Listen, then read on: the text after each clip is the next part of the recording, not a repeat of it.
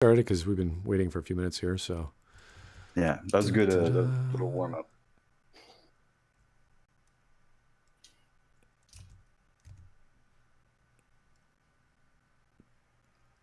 Okay, good afternoon, everyone. Thanks for joining on our 1 hour early Smudcast. Wow, what are we doing? We have more time in the day or what? What's going on these days? We have all this time. 1 extra hour to talk about silly things. Thank goodness. Well, thanks for joining us again. We have Glib and we have Mr. Dunn with us so far. I think we might get some more. I don't know. We might get some more people popping in. Smudcast people have all this time on their hands. They don't know what to do with it. Showing up for time for things, who knows? So our last stream, we talked about someone who didn't know what they were talking about, essentially. And that was highly political. So we thought, hey, you know what? Let's actually talk about politics in media or video games specifically. And who else better to talk about that than Extra Credits? Because Extra Credits knows everything about video games and politics. So we bring up the one video that does the job. It's great. Sounds good, yeah. And I love Extra Credits. The way that they became sort of unpopular on the internet was through that one video. But to me, that was kind of like the straw that broke the camel's back. Because for years, they've been making superfluous claims and supporting things that are, I feel like, unjustifiable. A lot of Anita Sarkeesian kind of stuff. And so after that video where he's, you don't want to be a Nazi, I feel like now they're under really intense scrutiny. So it's good. And I don't watch them. So it's going to be interesting to watch. This is relatively recent, right? Months ago, maybe a year. I have to check the date on that, but they just released one recently about Mass Effect, which I just went over, and it was cringe. It wasn't cringeworthy, but it made me go, "Ooh, that's a bit off." And plus, it's the guy who thinks you're a Nazi, so someone should take that clip because chat's saying it where it's like, "I didn't ask for this. You didn't choose this." They should switch Nazi and British just to make it sound worse. Suddenly, you're part of the Allied forces.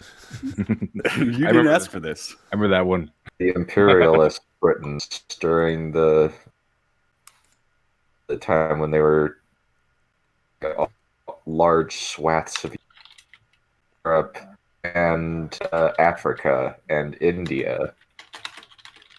Okay, so this video, is 3 years old. So, Oh wow, 3 years old. Okay, great. It's pretty old. They've been talking some nonsense for quite a while. They're very good at it. That's how much I don't really pay attention to Extra Credits. I just remember them being a part of Escapist, and I always felt like I went to Escapist and he was surrounded by like lesser beings. Movie Bob. Bob thinks he's the Ubermensch. The movie Bob was the most lesser of beings.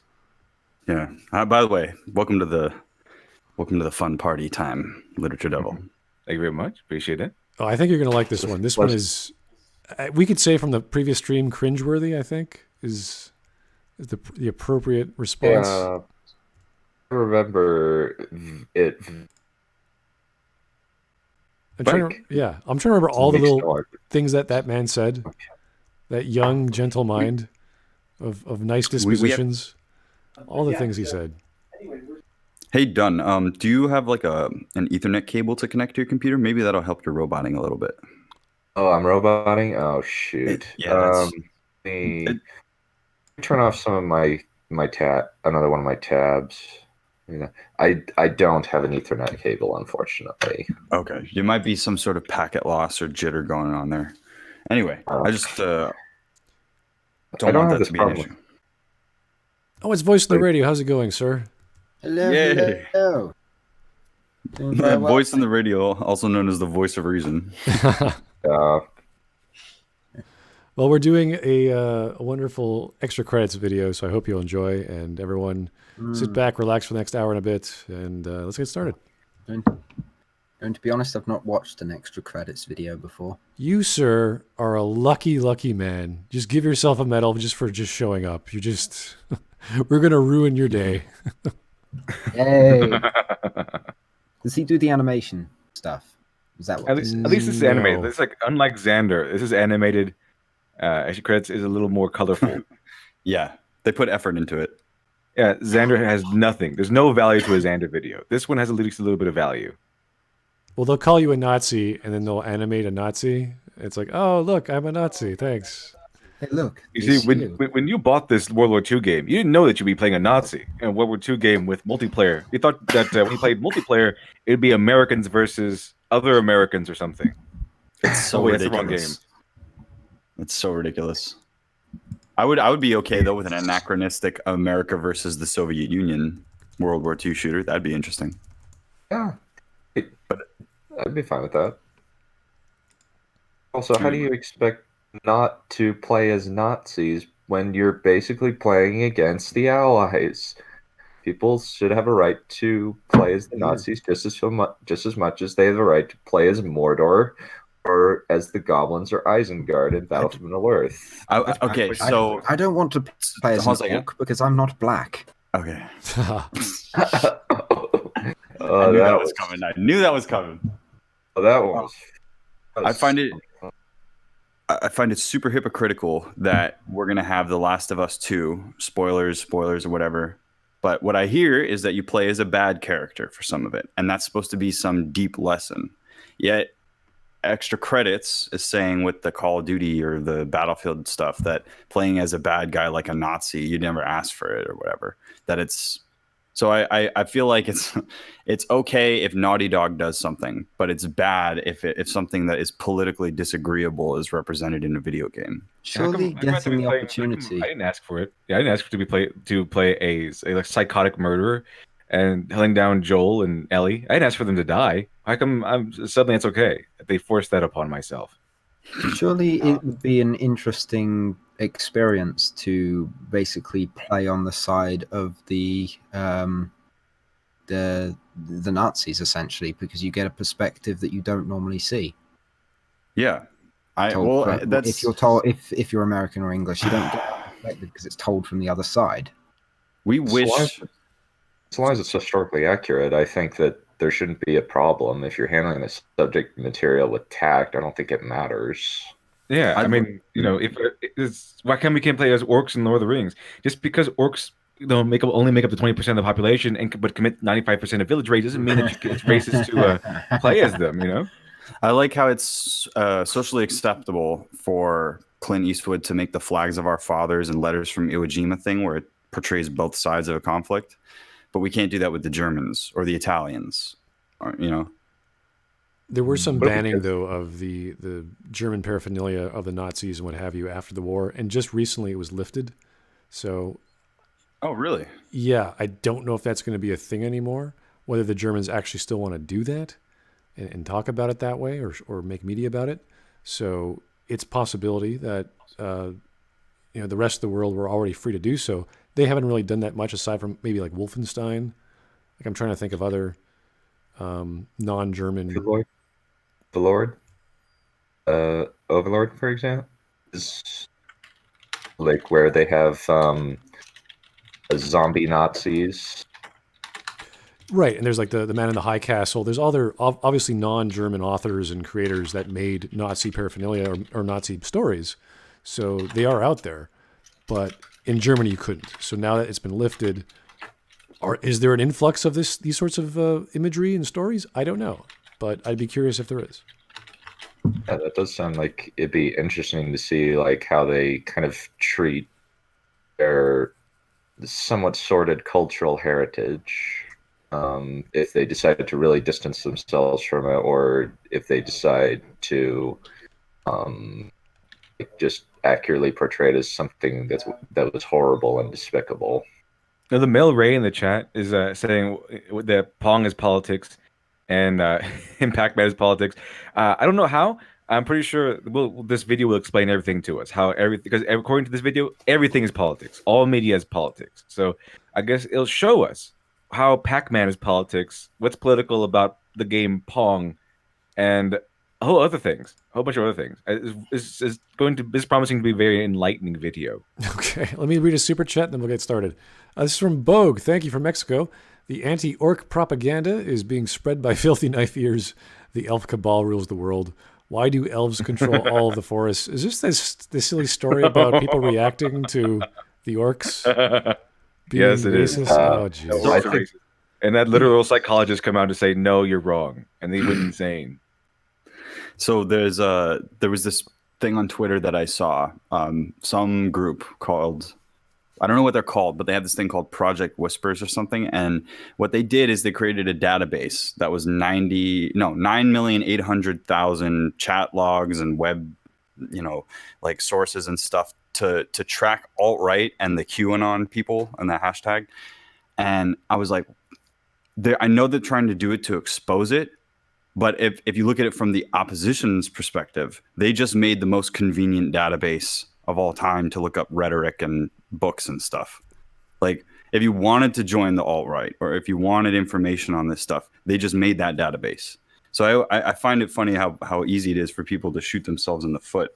And I feel like this is another example of that. Like, if you go in there and you say the orcs are black and the elves are what? Some cabal, and the dwarves are Jews because they live in the mountains and they hoard their gems. Like, are you a leftist or are you a Nazi? Like, which one of us is the Nazi here? Are you just crazy? It's mostly that, but it's funny to me that the same argument could be made unironically on one side and then ironically on the other side. Like, ha ha ha.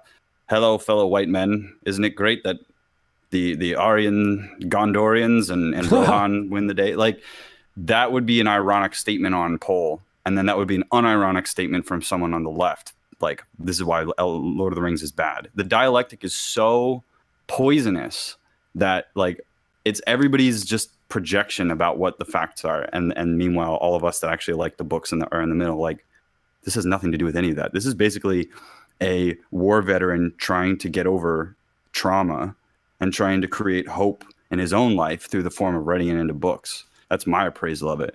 So it's so funny to me when people extrapolate all this information and feed into their opponent's camp with their negativity. It just gets inverted into positivity for the other side.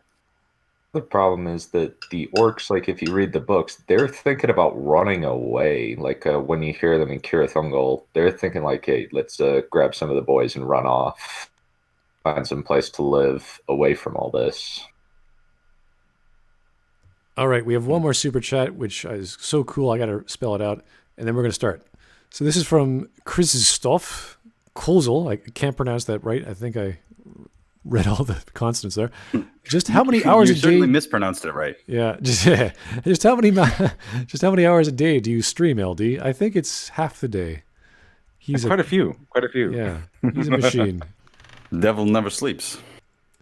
Nope. All right, let's get started. Got some endurance, LiteratureDevil. The political divides in our world have become increasingly pronounced. More and more frequently, on message boards, forums, and Steam reviews, I've seen the demand that creators, writers, and reviewers keep politics out of games. That is not possible. Okay, does anyone know anything about writing? You could write about anything. The same way philosophers can talk about anything. And we have categories for all these writings. For example, philosophy of metaphysics has nothing to do with philosophy of aesthetics or epistemology or politics. They overlap in some areas, but doesn't mean they're... All media is political. So what I'm saying is you could write anything, be about anything, but it doesn't necessarily mean it's going to always be about politics. So it's how you define it. It becomes politics when you make it political. So if you can write about, for example, something that's often politicized, which is maybe you can write about abortion. You can write a story about a woman who has to face the very moral conundrum of, should I keep this baby or should I get rid of it? And it's not because she's a feminist or whatever, because if she keeps the baby, she's going to have to feed it and take care of it, and she doesn't have these resources at the moment. She's all on her own. She's barely making enough money to feed herself. And she has to face the real possibility of either keeping the baby or aborting the baby. And at the very end of the movie or book or whatever, she chooses to keep it or end the baby's life. It all depends on what the writer wants to do. But that'd be an interesting story because it's all about the character. It's all about their choices in the matter.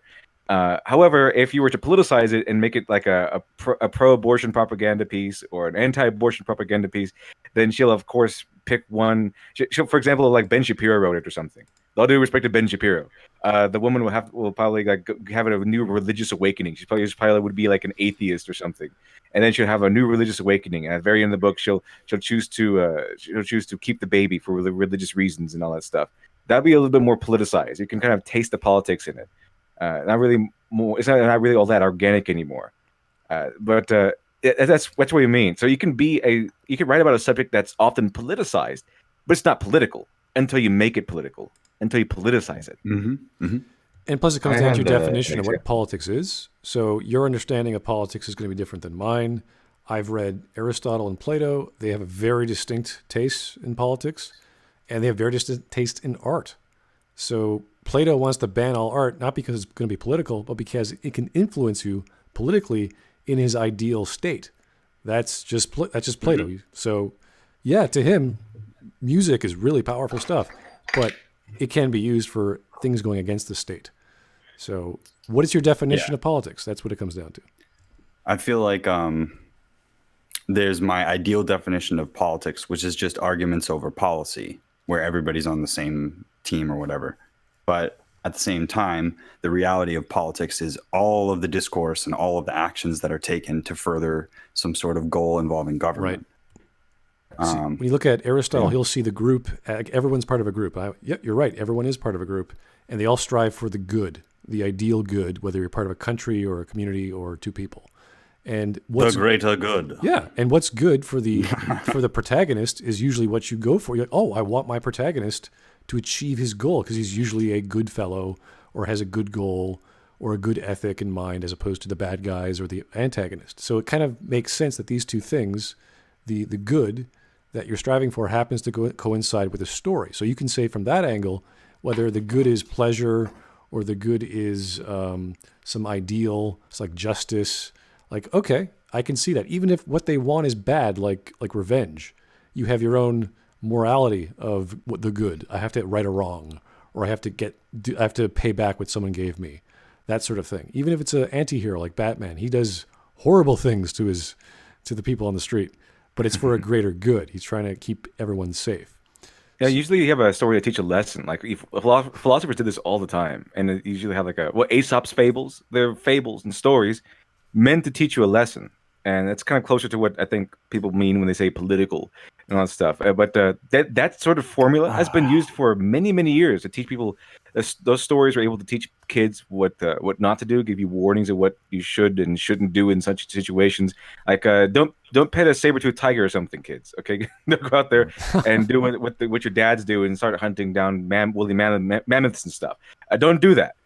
This is just for the adults and everything. And I also see a pattern emerging that for some reason, everyone who says that everything is political all happen to have the same politics, and they all happen to be the same politics that is the only politics acceptable in media. So if you have, it's all this, it's all one-sided these days. So if they have a media that displays politics, something that's bad, and try to cancel it. So that's the pattern I've been seeing, that all these people, for some reason, who say everything's political, everything's always been political. You just hate it because you hate X, Y, and Z. You're just an istophobe. All these people who believe in one side of the political spectrum, all say that. They all say it's all things have always been political, and it's because all this media shares their political value. They're all of them are pushing. It's them creating justification for why they have to shoehorn their politics into the media they consume. Yeah, because when they show you examples of what they mean by everything's political in the past, it's not. It absolutely isn't. It's Stan Lee stuff. Getting inspired by political issues, getting inspired by social issues, but not being in them themselves political. He's not putting these issues forefront. He's using these issues to create story and narrative, and using the issues and the political landscape at the time as a backdrop. So, but that's the opposite of when you compare today, when it's the political issue is all there is. And they're saying it's all right for us to make it political, make the politics and our agenda all there is in the story because you liked it before. Why don't you like it now? That's where you get the idea of you just don't like it because it doesn't agree with your politics. Well, what's funny to me is that nobody's mentioned the phrase personal as political, which is what I think has brought all of it into that one vat. Because before, different disciplines used to be respected for different reasons. Like if you're a philosopher, obviously you're into ethics and morals and all that kind of thing. And if you're into politics, you're more into civics and policy. And those things overlap. But we want to keep some of these things separate so we don't obfuscate how the other one operates. Like we don't want to bring in religious laws, mix that in with philosophical laws, and then mix that in with trade laws and all this kinds of stuff to make a mishmash of all these things that are just whatever those groups want. That's how you create a disaster out of a republic. And that's why I think it's messed up that people go for the personal as political thing, because what that does is it turns people into activists over their individual issues that like don't really have anything to do with anything. Like that's how you get absurdity. Like we want free menstruation products or whatever. Like that's how you want extra stuff that isn't a right. That's how you confuse that kind of stuff. Shoot, what am I saying? I don't know. I forgot what I was going to say. I'll remember later. Okay. Actually, I had an example of something. This is actually in a book that I utilize the Native American re-education process. A fantasy universe, only it's with orcs and dragons, and it's humans are doing it to them in order to get dragons so they can use them to eventually conquer the orcs. But they'll turn the orcs into humans through special scarification process and wipe the kids' memories. I remember what I was going to say. It's that they make the personal political, or people are making it. And what I really like is depersonalized politics, where it's a law applies to everyone, the most amount of people, fairly, evenly, regardless of class or whatever divisive thing you could come up with.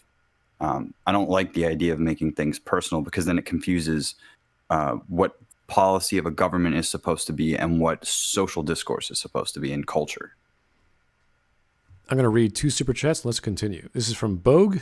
Thank you again. The elves are hand-crutching money grubbers. Dwarfs are dirty border hoppers that are taking honest jobs from Humies, and orcs. Humies. That's 40K orc speak. Humies. They all have Cockney accents. And here's another one from Bogue. Titties in games bad. Pro-socialist propaganda good. Okay, that's good to know. Tell that to Kamiya. Those dirty dwarves. Those dirty dwarves. They keep taking all of our jobs. We need to build a wall. Okay, we need to build a wall. We need to build a giant ice wall to keep them out. And not only that, we need to build a wall and make the dwarves pay for it. Take that. Yeah, they have all of that. They've been hoarding our gold. They've been hoarding our gold for years. And how could what about those elves? They don't get it out of this for free. Okay, they own all the forests. Okay. Yeah. And they're overrepresented in forest ownership. Yeah. The elves have been ripping us off for years. They don't pay for the defense. They expect us to die, right? They don't show up. I'm breaking the Shire out of NATO. Oh. All right, let's keep going. Go on this forever.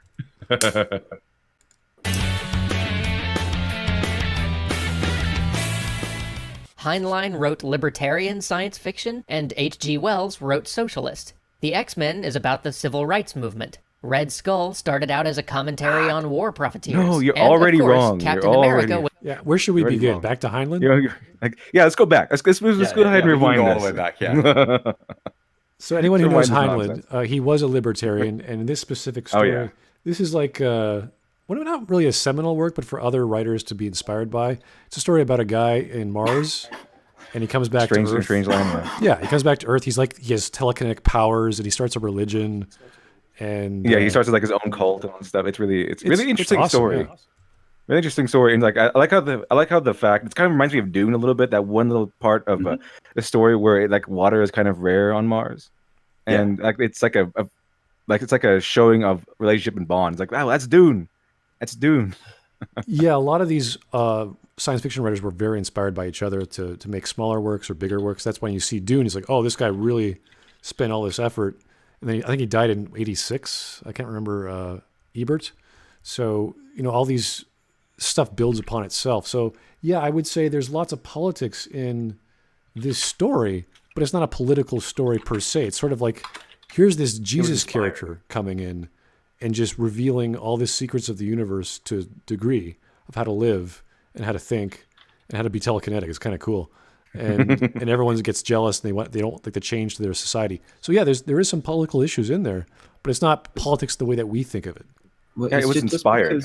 Just because Inspired by politics is a feature focus of a story doesn't make the entire story political. Right. It's because my main character is libertarian. Doesn't mean it's a libertarian propaganda piece. He just happens to have the right, he just happens to have his own point of view, and be going through his story where he's learning and inflicting his own point of view on things. It's not necessarily a propaganda piece until you politicize it. Yeah, I kind of think of it like Atlas Shrugged, but Yeah, the problem with Atlas Exactly. Shrugged is that there's that 1 or 2 chapter where John Galt he has a speech that goes on for like 50 pages. And you're like, okay, Ayn Rand, get off your damn soapbox. We get it. And it keeps going. One You're thing Ayn Rand is not. One thing Ayn Rand is not a minimalist. no. I have a bad taste in my. Sorry? That ended far too quickly.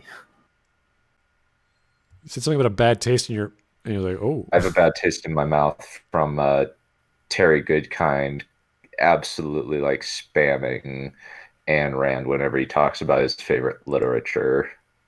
I really do not like Terry Goodkind and his utter disdain for fantasy and for his audience. I really, really find him annoying. I like one thing about Rand's philosophy, which is that she thinks that like man's purpose is to find his own happiness, and that no man should infringe upon someone else's search for happiness, and that she credited it to Aristotle. That was like the only person that she kept saying that, like Aristotle, the only person I owe anything to. But that to me is just very American, is the idea of life, liberty, and the pursuit of happiness. So everybody's free to do what they want, except you can't infringe on me trying to do whatever I want. And that creates a system where none of us are infringing on rights, and then we decide what is okay and not. And I think that is very obviously simple. It's like protect the environment, protect people's rights, make sure that people aren't getting screwed out of their money, and protect people from criminals. What else does it, you know what I mean? I don't understand why people make it so complicated. But I like that about Rand, is that she's just like, here it is. This is what I think life is about. It's about this. And I'm going to move on with it, and I'm going to pursue it. And then people, I think, have twisted that into being about like selfishness. And I don't really think it's that selfish if you take into consideration that some people, I think, want to just help others inherently. And that when they are given the freedom to do that, they will do that, which it goes into the idea of the good. Yeah, I forgot what her actual philosophy was called. I learned it in actually a philosophy school. We actually went over Ayn Rand's philosophy. I forgot what it's called. It's like, it does sound like, even the title of the philosophy, I remember, sounds selfish. Like it's called like absolute selfism or something like that. Starts with the letter O. Something like that. I forgot what it was actually called. But yeah, it does. It might sound selfish. I could really see how someone could twist it into being selfish. But it's like taking care of yourself, and to make sure yourself, you're happy and all that stuff, and achieving your goals. Yeah, because I think that there's something inherently tyrannical about trying to tell other people what to do if they haven't asked for it, or unless they're like doing something wrong. You know what I mean? Like corrective, like, hey, what are you doing over there? Don't hit that guy. That's not right. That's when you would tell somebody else what to do. But other than that, I feel like it's almost impossible to help people that aren't asking for it. Essentially, yeah. Same with people who don't want to learn. You can't teach them unless they're actually open to learning. So, okay, we're going to read a super chat.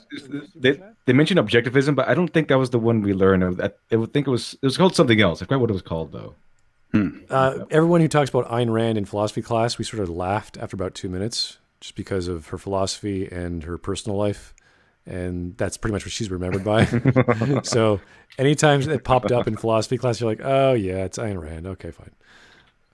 Anyway, we're going to finish Heinlein. I think we can all agree it has political elements, but it's not a political story, essentially. It's about an alien coming to Earth and teaching us how to live. So let's read a super chat. We'll move on to the next book. So Alexandra Mosley, thank you. 13-year-old me saw Extra Credits video about how Kanji from Persona 4 was gay. Oh, God, that one. even then, I remember being like, not really, guys. Yeah, I had a problem with that video too. It's kind of embarrassing. Yeah, they love those social issues. That extra credits, guys. All right, next book. In science fiction, and H.G. Wells wrote Socialist. Did he? I don't. Where does he get that from? It is kind of socialist. It is kind of tout the goodness of socialism and everything in there, but it's not.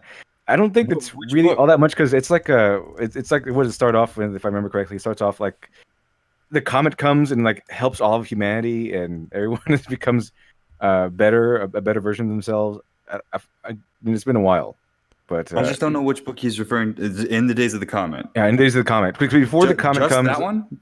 Yeah, just that one. That one. What he's talking about is written by H.G. Wells. Because I remember that one. It was before the Age of the Comet. There was like a really sad life and everything, and he was like, saying that, oh, if only we moved to socialism, we could everything would be fine. And then the comet comes and it like makes everything better. That sounds exactly like socialist theory, like a comet coming, hitting everybody, and somehow it's better.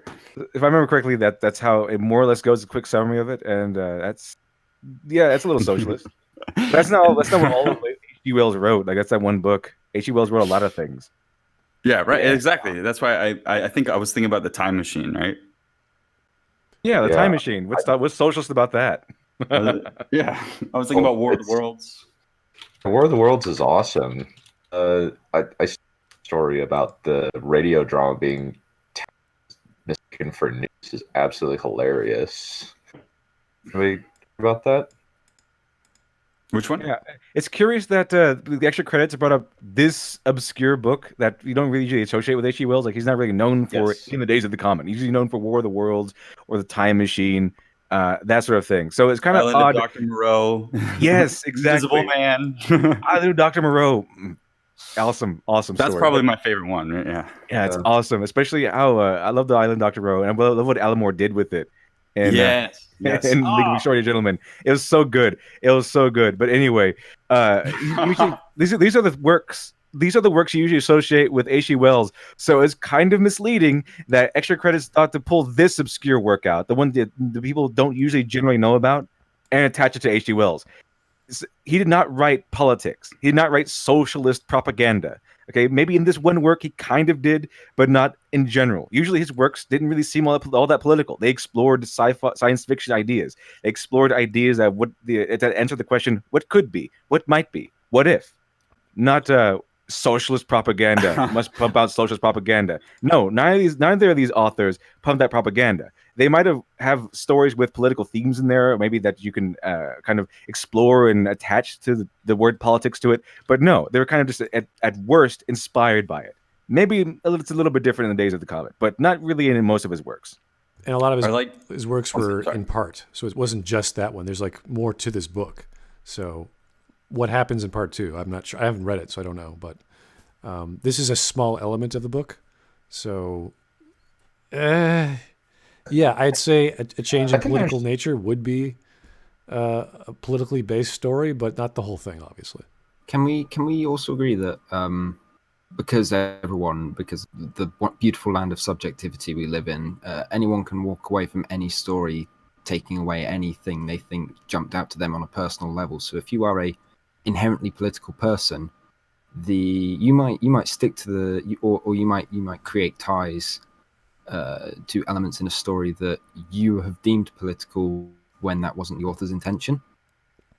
So it could be. I mean, yeah, that could definitely. So like the orcs in Saruman's tower creating all of those big war machines and what have you is a political message about deforestation and industrialization. Oh God, yeah, you can do that. The scars on Crate represent the scars on Kylo Ren's soul. Yeah, people. I think there's people more reading into things. It's why the curtains on the Titanic were blue, kind of thing. Yeah, no, any perspective, like when we do in art criticism or literary criticism, we look at stuff through a different lens, but we don't just say, oh, therefore everything must be this color and everywhere in the world. Like, it's ridiculous to even walked away from this story with these political messages in my head, therefore this story's main purpose is to be political. Well, it's even worse than that, because these guys just kept those lenses on And that's all they see Right. now. So every media is now whatever political message they can derive from it. Which leads me to what I was just thinking, which is socialists confuse utopian fiction with socialist fiction. Oh, Which They certainly do. They certainly do. It's very telling. I'm pretty sure that a capitalist would think that utopia would be capitalist, and the socialists would think a utopia would be socialist. exactly. Like Steve Shives. It's like, oh, Star Trek is Yeah. clearly left-leaning. It's like, Yeah, see, what? exactly. It's a good thing we watched that video before we watched this, so now we can point that out. Yeah, people will see what they want to see. It doesn't mean that the piece that they're seeing it from is actually saying those messages. They just took those messages from that piece. Look, all I'm saying is if we get enough social policies in order, we'll make it to heaven. Right. Yeah, if we have, Like, if we have a big enough government, if we have a big enough daddy government, we'll all make it to heaven. it's like reading a. It can't be a daddy government. That's patriarchy. Oh no, Big mommy. big mommy government. Oh dear. Big mommy government. Can you take care of me, please? Please. Well, just think of like a Tom Clancy novel. Like those are basically just spy thrillers. It's like some branch of the government versus some terrorist organization. They're Pretty much. pretty basic. There's really not that much depth to them. But No. I wouldn't call them political. they're very. If you ever look at his games, like the games inspired from his works, like Splinter Cell, they have like real world events and they tackle real world things, but they're not political. Like I can play, I could play Splinter Cell and not actually notice what kind of politics Tom Clancy had. I mean, obviously his politics are pretty clear, or they were anyway. But you can play Splinter Cell as a lefty or a right winger, and you won't feel alienated when you play Splinter Cell. Okay, Yeah. it doesn't happen.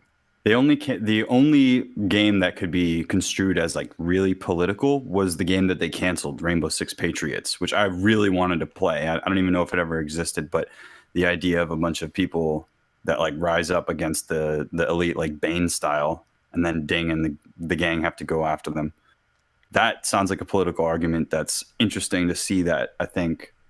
But even then, it might have been an argument rather than preaching. There's a difference there. So sometimes people, a lot of times, if it's a good game, it's a good product, and even if it's politicized a little bit, it's doing what Star Trek does. It offers a political argument. But what we usually complain against is people doing, making something political or politicizing something and making it a lecture.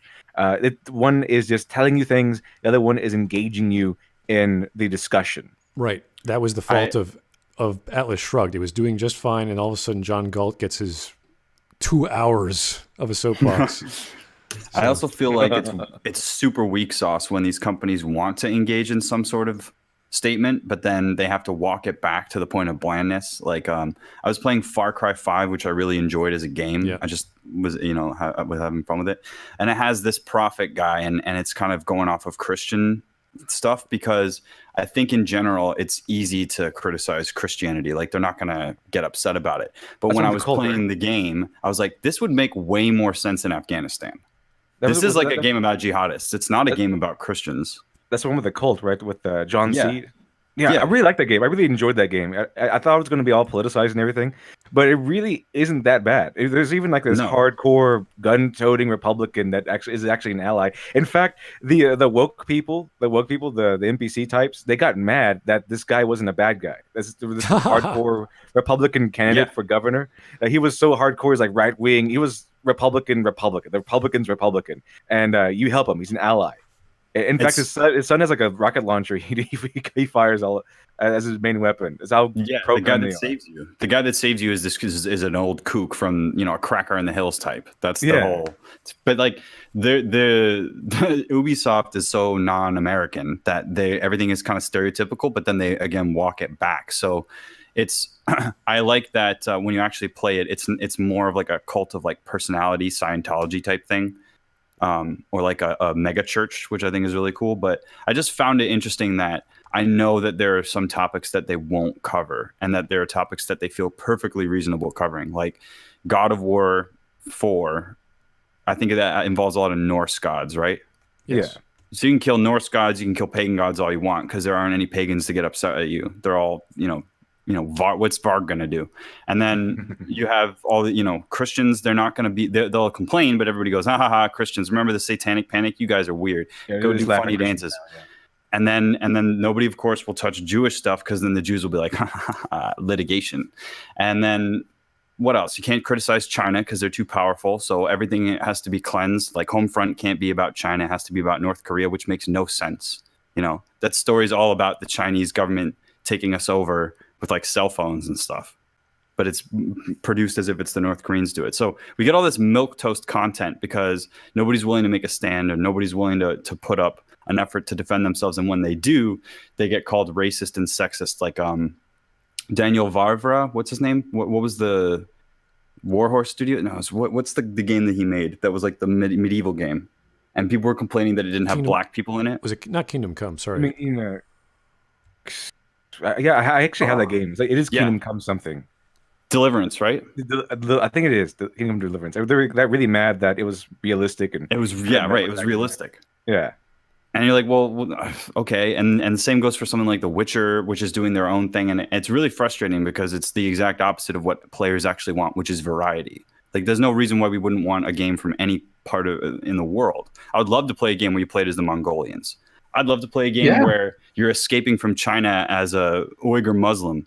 I'm not a Muslim, but I'd love to see that. I'd love to play a game where it's the Syrian war and you get to choose a faction and then you get to fight to win. So you can be the jihadists, you can be ISIS, you can be the SDF, you can be Turkey. And play that. That's like Hearts of Iron 4. Like, there's so many opportunities that people would want to buy into because video games are video games. And ironically, I feel like the people that are the best defense are the big titty anime people, because they're the ones that have the most snark. And it's like what they're doing with like, radical stylization of things and enjoying that kind of content is creating a space that people can actually create that content. So that's why so many good anime stories are politically incorrect and people go to that. Like, where you can have a lolly Nazi commanding officer. That's true. So they're protecting the ability for people to write whatever story they want. And the same kind of goes for Chinese novels to a degree. Unfortunately, they get censored by the government. But it's just like, with these people bringing in the personal as political, they have to make it so that nobody else can make whatever they want. And that's why we get called Nazis all the time. All right. That's a good point on the Japanese side, with the anime and manga side. They do have a lot of female protagonists, a lot of strong female protagonists, but they're still very popular, and nobody really cares because Japan does not politicize them. They don't go, oh look, the first woman XYZ character or something like that. They don't push it in your face. They don't hammer down the narrative just so they can have these characters. They just have female characters in there who are powerful, and as part of the narrative, just because they want them in there. And it's not politicized, so nobody cares. It's almost like people have minds that can decide for themselves. Yeah, and then they don't really like it when they're being told what to think and what to do. Yeah. All right, we're going to have 2 super chats. We're going to keep going. Joe Crazy, thank you. As much as I love the Starship Troopers movie, it is unfortunate that it didn't follow the book. Due to that, a lot of people paint Heinlein as a fascist. That is true. Yeah, they do see that as this right-wing, gun-toting, America go-ho sort of movie, as opposed to, well, what it was originally in the book. And we have Politov. Sargon's politics of Starship Troopers seems relevant. I haven't seen that, so I don't know what he was saying. I had to debate with him on it a little bit on EFAP. But I don't think that he categorizes the Heinlein stuff as fascism. I think that he points that out. I likened it to Plato's Republic, that it's kind of like a supporting the idea of anybody who does civil service is nobler than someone who hasn't earned their citizenship. I don't think that that's a fascist thing, but Sargon's video is good on it. I would definitely check it out. All right, let's keep going. I saw that debate and I liked it. The X-Men is about the civil rights movement. It is it's about it to a degree. Yeah. It's about the civil rights movement the same way it's about pretty much representing anyone who's facing prejudice. Yeah. Yes. That's what it is. Yes. Stan Lee was inspired by the civil rights movement to make a comic book about a group of people to show off, this is a group of people who are being discriminated against. It's not the civil rights movement. They can be used to identify anyone who's facing any sort of oppression or discrimination. Here, I got one. X-Men is based on clown freak shows at carnivals. Yeah, you're right to some degree. Yeah. Yeah, pretty much. Show. But the thing is, that doesn't sound good. That doesn't sound noble. It has to be noble for a cause. It's all about Yeah. gay rights. And like whatever, it can be about anything you want it to be. For some characters, it's just about being bullied. For some of them, it's about a love triangle. For some of them, it's about a power they can't control. That's what makes the X-Men fun. That diversity. Yeah, and Marvel the at the thing time. about X-Men is that you can read X-Men and you can just take in the story. You don't have to take in the politics or the social issues that inspired it. In fact, you might have to have someone explain it to you. Because if you read X-Men, it's just a fun story about a bunch of people who are considered mutants with special powers and going through their day-to-day troubles. And even then, how I always say that whenever you present a discussion like Star Trek or something, right? It's usually a discussion and argument, so you have Xavier's X-Men and you have Magneto's. And the Magneto is the villain, but he also has people might see him as reasonable at times, or at least not reasonable as Movie Bob sees him as reasonable, but in terms of we can see where he's coming from at least. And as I always say, when they do this sort of thing, they don't say one side is bad and one side is good definitively. If someone is bad in these sorts of scenarios, if you actually do make it political, quote unquote, then the bad guys are not one side. The bad guys are the extremist version of one side. There is a difference between creating a story that has political elements in it or is inspired from real life historical events and creating art that is there to specifically serve a political ideology. Like is pushing it. There's a difference between being inspired and creating the art specifically to push politics. I don't particularly like writing to do that personally. I just kind of pull things from history because I think they would make an. What's the political message behind the X-Men going to the Savage Land to battle a humanoid pterodactyl who is also a vampire? I thought that Savage Land was basically like Magneto was trying to not Magneto was trying to the dichotomy was that they have the option to get away from humanity, and Magneto still wants to do something with that to fight humanity because he's got the whole Homo superior thing going on. Right, in the Savage Land, you don't have your powers, so everyone's human, essentially. Yeah. I thought it was really appropriate to cast Ian McKellen as Magneto because he is a Homo superior. Very nice. Here's a super chat from Joe Crazy. Didn't Jean Grey use her powers to make Iceman gay? What? Oh, wow. Okay. Yeah. That's true. There's one thing where like he doesn't know. He's asking this girl thinks, and That's then right, they did that. And then she's like, Bobby. He's like, what? You're gay. Yeah, Like, that's what happened. Literally how it's written. They wanted to make Iceman gay. They wanted to turn an established legacy character gay. So what they did was pretty much have Jean Grey mind rape him until he was gay. What? What? Yeah, it's so fucked up. It really is. Thanks, Marvel. That would not happen the other way around. They could not let that happen the other way around. They couldn't make like a traditionally gay character straight, but they turned a traditionally straight character gay. And they put it narratively as Jean Grey just warping his mind until he was gay. That's how it was written. They're always turning straight characters gay. It's never gay characters black. What is that? That's not progressive. I'm trying to think of some sort of meme of frogs turning people gay, but in the Marvel universe. Turn the freaking frogs gay. They turned Frogman into a gay. There is a character called Toad, so you know. Oh, dude! If I ever get a job at Marvel, I'm turning Toad gay, and then there's going to be a character called Alex Jones that goes like, "Frogman, what? You're gay." I told you.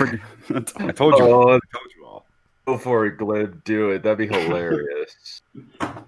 Well, that's why that's why Ethan Van Sciver has Cyberfrog, because Cyberfrog has returned to protect all of his frogs, and he's going to turn him straight again. Oh my goodness! That's the plot of the next Cyberfrog comic. We need to procreate, gentlemen. I guarantee EVS is going to say that soon. You mean the green supremacy? That there's I don't know what that's about, but he had one of his books of Cyberfrog that he's planning. It's called The Green Supremacy. Well, you know what's funny is that he he got a lot of criticism because his YouTube channel's URL was Fascist Frog, and like I'd love to know more about that. Well, it just seems as I would love to see Movie Bobber School of Movies cover that comic. It would be so entertaining to listen to because of how mad and crazy and out there they would get. You're right about that. It is his URL is Fascist Frog. I didn't notice that before. Yeah, isn't that interesting? Okay. It's because he didn't know what fascist meant. He explained why he was because Cyberfrog was originally going to be called Fascist Frog. It's going to be like a Judge Dredd sort of ripoff. But yeah, exactly. A frog. Exactly. So he didn't know what fascist meant. He just thought it was going to be. He just thought it was like Judge Dredd sort of character, like an awesome character. But it was Judge Dredd mixed with Teenage Mutant Ninja Turtles. Pretty much. And then he learned what fascist meant, so he didn't go with that. Yeah. I like that. Hail Caesar. Let's see the next one you mentioned here. Red Skull started out as a commentary on war profiteers. Okay, now that one I don't know much about. I didn't read Red Skull. I don't know how deep they would have gone. Like, I know, like, Stan Lee described the process of coming up with Iron Man as basically, I wanted to make him a capitalist so that people would hate. I wanted to do it as a dare. I could make this guy that people usually hate a protagonist. He was a capitalist, and most of all, a nut job. Isn't Red Skull just like the idea of like making a very evil version of what Nazis look like a propaganda tool? Isn't it just like a basic panache? He is a product of the Second World War, so yeah. That it always felt to me like the Hydra thing was about creating some sort of secret conspiracy to create a meta villain that was bigger than Hitler that could then still exist after World War II. So we could still have Nazi fighting after World War II. That's why you needed S.H.I.E.L.D. Like, you needed an opposition party to fight. So that's why they were there. And you have Hydra cut off one head, and then you also have the AIM or AIM or whatever that. It's like the other organization that has a similar, we're at the center of every conspiracy or ulterior motive. They're stock characters for specific plots that you can put in there.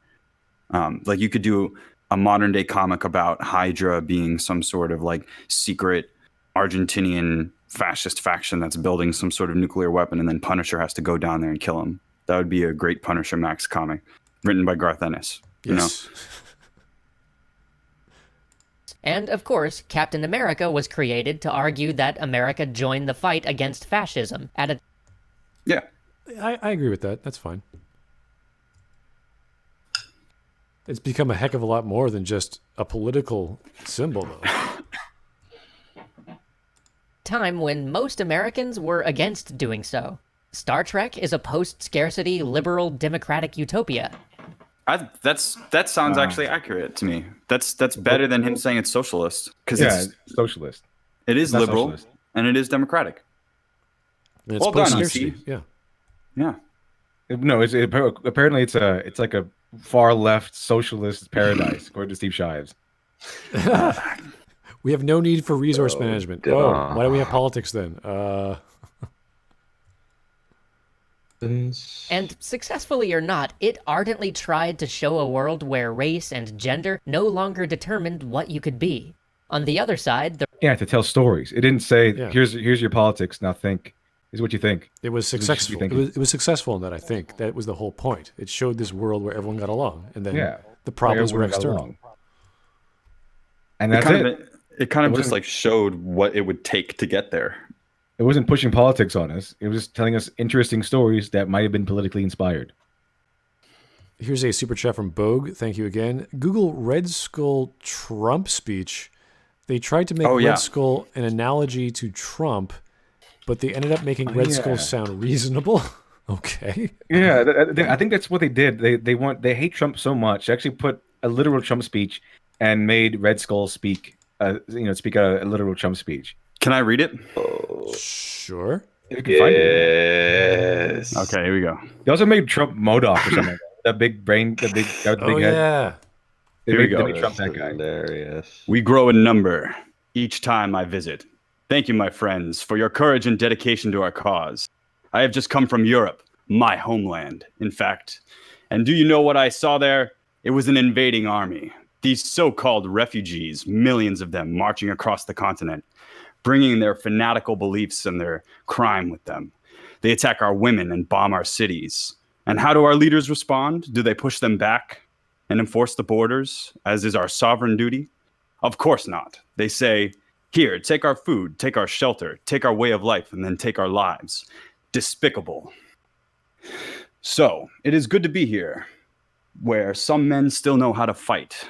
When I was a young man, there was a great war, and our two countries did not see eye to eye. But all the sides, they all agreed on certain things. The fundamentals, responsibilities of a nation. Protecting the land through strength, preserving the heritage and culture of the people, offering them opportunity. Now look at the world today. Look here at the dead husk that was these United States. How the mighty have fallen. Who is protected, I ask you? On my flight, I was briefed about these brave patriots fighting the government's illegal claims to their land. Who does the land belong to if not the people? This is who your government sees as the transgressors? What about the criminal trespassers who make a mockery of your borders? No, they are protected, of course. But that is only the beginning. Your entire culture is under siege. The principles your country was founded upon lost in the name of tolerance. Your religion, your beliefs, your sense of community, all tossed aside like trash. And you cannot even speak out against it, lest you be called a bigot. And who benefits from all this? But the vultures feasting on the carcass. The bankers who stole your homes out from under you and the politicians they purchased. Well, let them call you what they will. I know who you truly are. The beginning of a revolution. The first to see the collapse of the old guard. And the road to something glorious. The glory of Hydra. They made Red Skull a good guy? Yep. I guess Hail Hydra, I suppose. Hail Hydra. Hail Hydra. Yeah, sounds good. It'd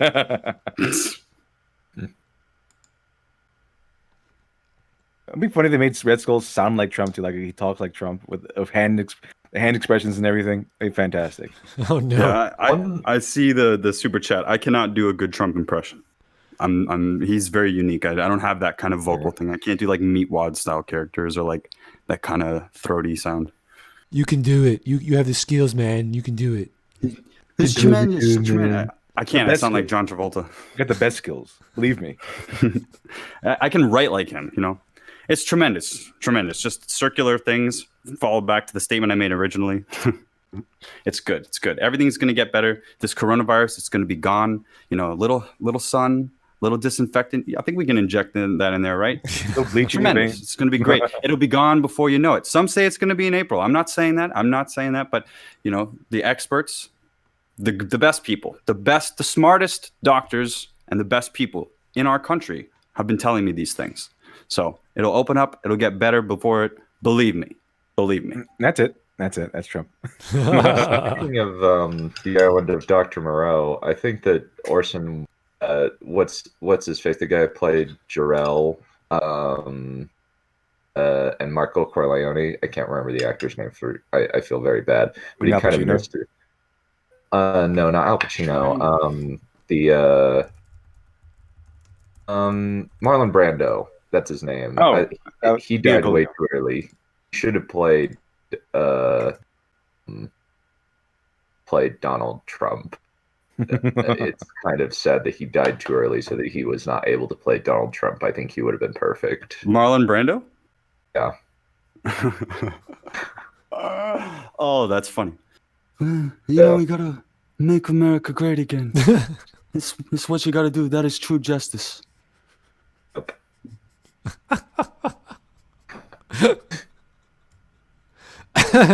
Okay, let's keep going.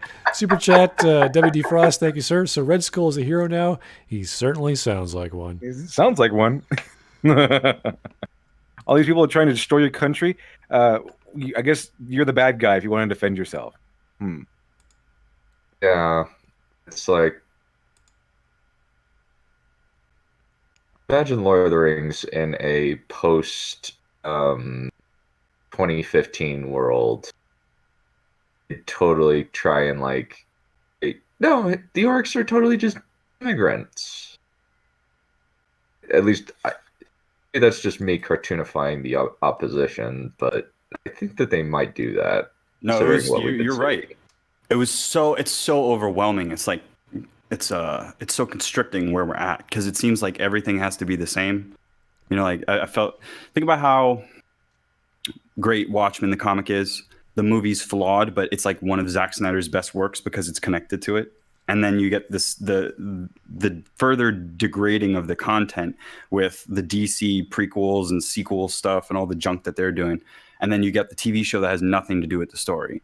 But has everything to do with this agenda that they're putting forward. And that's how I see it. Like, imagine a graph where one line is going up and over time, and that's agenda. And then there's another graph, and that's consistency, logic, fan service, and that goes down, and then they intersect at some point. Yeah. Because ultimately the thing is, like, people are just watching Lord of the Rings because it's an escapist fantasy about good versus evil. There's a bunch of basically almost mindless enemies who are just another faction, just look ugly. It's just, there's nothing really political about it, and it very much draws World War II. That was the main thing that caused Tolkien to write those books, was his experience. And like, you can see a lot of influence in terms of like the dead marshes, like seeing his buddies in the trenches dead. There was a lot of themes of nature versus technology. I think the orcs represented that aspect of technology. They built their own machines for war, whereas all the Shire people, they were all naturalists. They were all arrows and bows, and yeah, that's how it usually goes. The nature always beats the industry at the end. I want to see one work of fiction where the industries, where what would happen in real life would happen in the media, where where all the industry people would overturn the nature people. Like the guns and bullets would overturn the sticks and spears and stuff. Oh, you would love Wrath of the Dragon, one of my upcoming books. I basically make it so that one of my characters utterly destroys several forests and just burns the dwarves out of their mountain because they've tried to destroy him. That was a clever plug. Thank you, Dunn. Okay. I come to see the build up being like how it usually is. Where the hero is like, okay, we're gonna stand against the machine. We're gonna stand against industry. Yeah, nature is going to conquer industry yet again, and then have them like launch a nuke or something. How is this for technology? All these elves in their trees. Also, this napalm bomb just goes boom. Have you ever read Grunts? That's kind of what happens. Yeah. Okay. Have you ever heard the song "Napalm Sticks to Kids"? Oh. Yeah. Well, yeah. You should read Grunts. It's really brutal, but it's also a pretty good read. Well, it really is. Yeah. What's the author? Mary Gentle, I think it's where her name is. Did Mary Gentle do that one? Well, speaking of nukes, he does. Yeah, that's right. 3 dragons. All right, let's keep going, guys. Determined what you could be. On the other side, the recent incarnation of Battlestar Galactica is an allegory for the post-9/11 questions of liberty versus security in a democracy that considers itself continuously at war with some invisible but omnipresent threat. I didn't watch that either, so I don't know. Battlestar Galactica is about a bunch of robots taking over humans and trying to dominate humans, right? That's the Cylons, right? Yeah. The Cylons? Yeah. Okay. Never watched that Invasion show, of the but I Body know Snatchers. a little bit about it. That's it. It's war. I mean, war is inherently political, I guess. You could say that, so... I don't think there's much of a political disagreement between the Cylons and the humans. It's more of just assimilation. You know, politics. War is politics continued by other means. What a pessimistic way of looking at the world. Oh, it's just realistic. I didn't say don't do it. Here's a super chat from Mr. X. Saruman's army is on the horizon. Shall we light the beacons? No, Legolas. We submit to orc phobia. Saruman wins. Oh. Hey, you invited that comparison. We didn't make it. Orc phobic. Do I have to make a video about the orc nonsense? I heard about it days ago. I was like, this is so stupid. I'm not going to talk about that. Don't even talk about the actual matter. Just talk about how silly things are. Let's go. Let's have fun with the comparisons. It's like, it is so fun. They don't get it at all. No, they don't. They don't. I'm just imagining a YouTube stream where it's like making Lord of the Rings as racist and sexist as possible, and it's just like a stream about discussing like what's the worst case interpretation that we can use against this poor English white man who wrote this novel. Like, man, Tolkien, what a racist, writing about elves and fantasy stuff. Yeah, Tolkien's representation of elves is obviously a dog whistle to white supremacists. Like, come on, it's always a dog whistle. But we're done here. I'm done with this episode. I'm pretty sure that's what they're working on. I'm pretty sure that's what they're going to do with the. Actually, you know what? It might not, because I've heard explicitly that I think they've tried, and that's why they fired their whole staff, because the Tolkien estate is like, no, you're not doing any of that stuff. You're going to be respectful, and you're going to adhere to what Tolkien wrote. You're not going to put your weirdo propaganda in there. 'Cause that's what happened to the Lord of the Rings show. They had to fire their entire staff for mysterious reasons. I wonder why that might have been. Hopefully they chucked Brian Cox out. I say that because it's what exactly I would have done if they did try to do that with one of my properties. If they tried to make a show like Dr. Alpha and they try to put their weirdo politics in there, I would have said, nope, we're not doing it. I'm pulling the plug. You either fire all these people or I'm pulling the plug. What up, Shiny? Hey, buddy. Good to see you. We're only a minute in, and it's taken about an hour, so... Only a minute. Oh, jeez. So, how bad is it right now? It's not as bad as I thought, actually. I thought it'd be a lot Extra worse. credits. He's way smarter. He's way smarter than the people that we've been covering. They actually have substantive points. They actually put in actual examples. The examples they're putting forth is either they're putting examples forth for why everything is political when it's not really. It's not really. That's what we've been talking about. Why but is it as bad as you didn't ask for this? You didn't choose this, but here it is. You're a Nazi. That was so dumb. That was before they got that crazy. It's before they got that crazy. They're still crazy here, but this before they got that crazy. It's mostly he's working from a flawed premise. That would be my assessment, is that his premise is fundamentally flawed. Because he's biased, exactly, yeah. Okay, we have 2 super chats. We're going to keep going. Joe Crazy, Orc, sup my wagga? He means wog, the wog! I'm not going to do that. I have gentle tones in my thoughts. I'm currently stuck at 000, so if someone could... 107, sir. Oh, I need someone else to click the time that you're on, and then it'll just pop me to you. There you go. And we have another one from GBOF Sid. Thank you. I submitted my postmodernist Maulerism. Oh my, that sounds confusing. The one true religion. Threat. The more that you pray to Mauler, the more objective you get. Here's another super chat. I sacrifice to Mauler every day. No, it's like praying to Joe Pesci. Give to the holy church of Maulerisms. Oh, well. my weekly communion of what was it, spider milk? What is it? It could be. There's a lot of milks. Yes, there's a lot of milks. A lot of milks. We pilgrim to milk the great spider, and we then take that milk and we put it on the altar of Mauler. And you fap. Spider milk gives you future cognizance or whatever. It's like you could precognition. It gives you vision because spiders can see into the future. That's the lore. Spider milk doesn't give you wings. So here's DB Durig, thank you. Orcs and Ewoks, they are all the same. Well, how dare you? How dare you? Despite being 13% of the science fiction population. I'm not going to argue that. Ego Dreamer says, in Mauler we objectively trust. And that's funny because that's actually movie Bob. He says, "In Bob we trust." That's right. That's right. I'm not. That guy's ego is so huge. I'm not sure. It's bigger than the frame. I'm not sure how many people trust Bob. I think it's probably more than should be the right amount of numbers. Oh yeah. If there are the right amount of numbers for a Bob. Well, he's got a following. He's got people who watch him for whatever reason, but he does have a following. That's not a good thing. He It's makes not a good lot thing of as a money on following. Patreon. That's too much. Makes a lot of money Even on if it was Patreon. like £1, that's far too much for someone like Movie Bob. Okay, 2 more super chats popped up, Charge. guys. We got to keep going. I got to run through these. Zoc the Tism Major. Thoughts on Cowboys versus Aliens and Abraham Lincoln Vampire Hunter. Okay.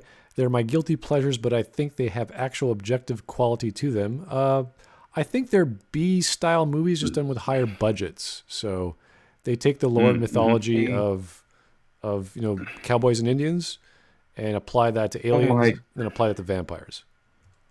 My gosh. Bob makes Cowboys and Aliens. $3,000 a month off of Patreon. Wow. Whoa. That's how he can afford to eat all those nuggets. Exactly. Cowboys and Aliens, the movie, didn't do well, and the comic book company that the comic was based on was banking on it to do well, and I think they went bankrupt after that because of that. The second super chat from Bogue is, so spider milk equals the spice. Well, that is scary. I don't want to turn to a giant worm creature or a giant spider creature. It's an interesting rabbit hole, but I'll wait till the Dune movie comes out before I read those books. Oh, you think they're going to go all full Leto the second and make a giant spider god or worm god? That'd be awesome. It is by will alone I set my mind in motion. It is by the juice of Mahler that thoughts acquire speed. The lips acquire objectivity. Objectivity becomes a warning. It is by will alone I set my mind in motion. Sorry, I had to do it. Dang. From the movie, or are you just a big fan of the book? No, I think that's from the movie. It's from the book as well. Okay. It's the same saying. I love all of that kind of dialogue from Dune and like all the way that he really cared about languages and cultures and mixing them up, which made it very rich tapestry. So all of the dialects and speech patterns are very interesting to me. I just saw that's thoughts acquire speed. That's good. Time does something similar where Robert Jordan actually characterizes culture via clothing. Where every culture has a different style of dress. One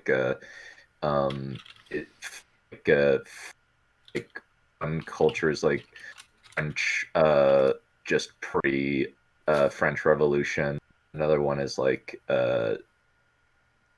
more Italians, the large puffy sleeves for the dudes, stuff like that. Oh yeah, the Harkonnen and all the other planets are very European. The not the Atreides, the Fremen, and I guess not the Sardaukar. They're very European as well. But the Fremen are very not Saudi Arabian, but Aramaic or Arabic. That sort of style. They all have their suits. They all have their own style of dress as well.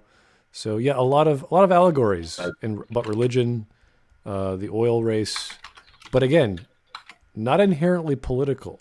It's about a story about this boy taking over his father's legacy, I guess, and becoming a freedom fighter. Yeah, it's basically like The Lion King in a sense. It's something like that, yeah. Zach, that is a major. Again, Sharknado 1 to 6. There's 6? Oh yeah. There are a lot of those movies. Holy. And they're all glorious. I did not know that. I've never seen a single one of those films. I've seen the Nostalgia Critic review, and I'm just like, oh my gosh, this is kind of amazing. Like, there's a point where a dude has a shark coming right at him, and he just goes right down its mouth with a chainsaw, and then comes out the other side. They're awesome. They're Glib, awesome. why are you spamming in chat? What the fuck are you spamming? Check it out. Just click on it. It's relevant to what we were talking about Dune, but I don't want to discuss it because there's a chat going on. I just want people to research it. You need to put the link in once. Yeah, well, I'm used to doing it on Mahler's channel. My bad. Okay. I don't think so. Smud. I'm sorry. It's not like I did 1,000 three. I did people. 3 links instead of 1. I'm sorry. Okay. See, you can't just extract politics from media. Media is created by people. People are products of their culture and times, and so intentionally or unintentionally, they are going to express their views through the outlets they have. Doesn't make it political. Our That's a strange thing. There is a difference between creating art that has political tones in it because it was inspired from it, and creating art that is specifically designed to push politics.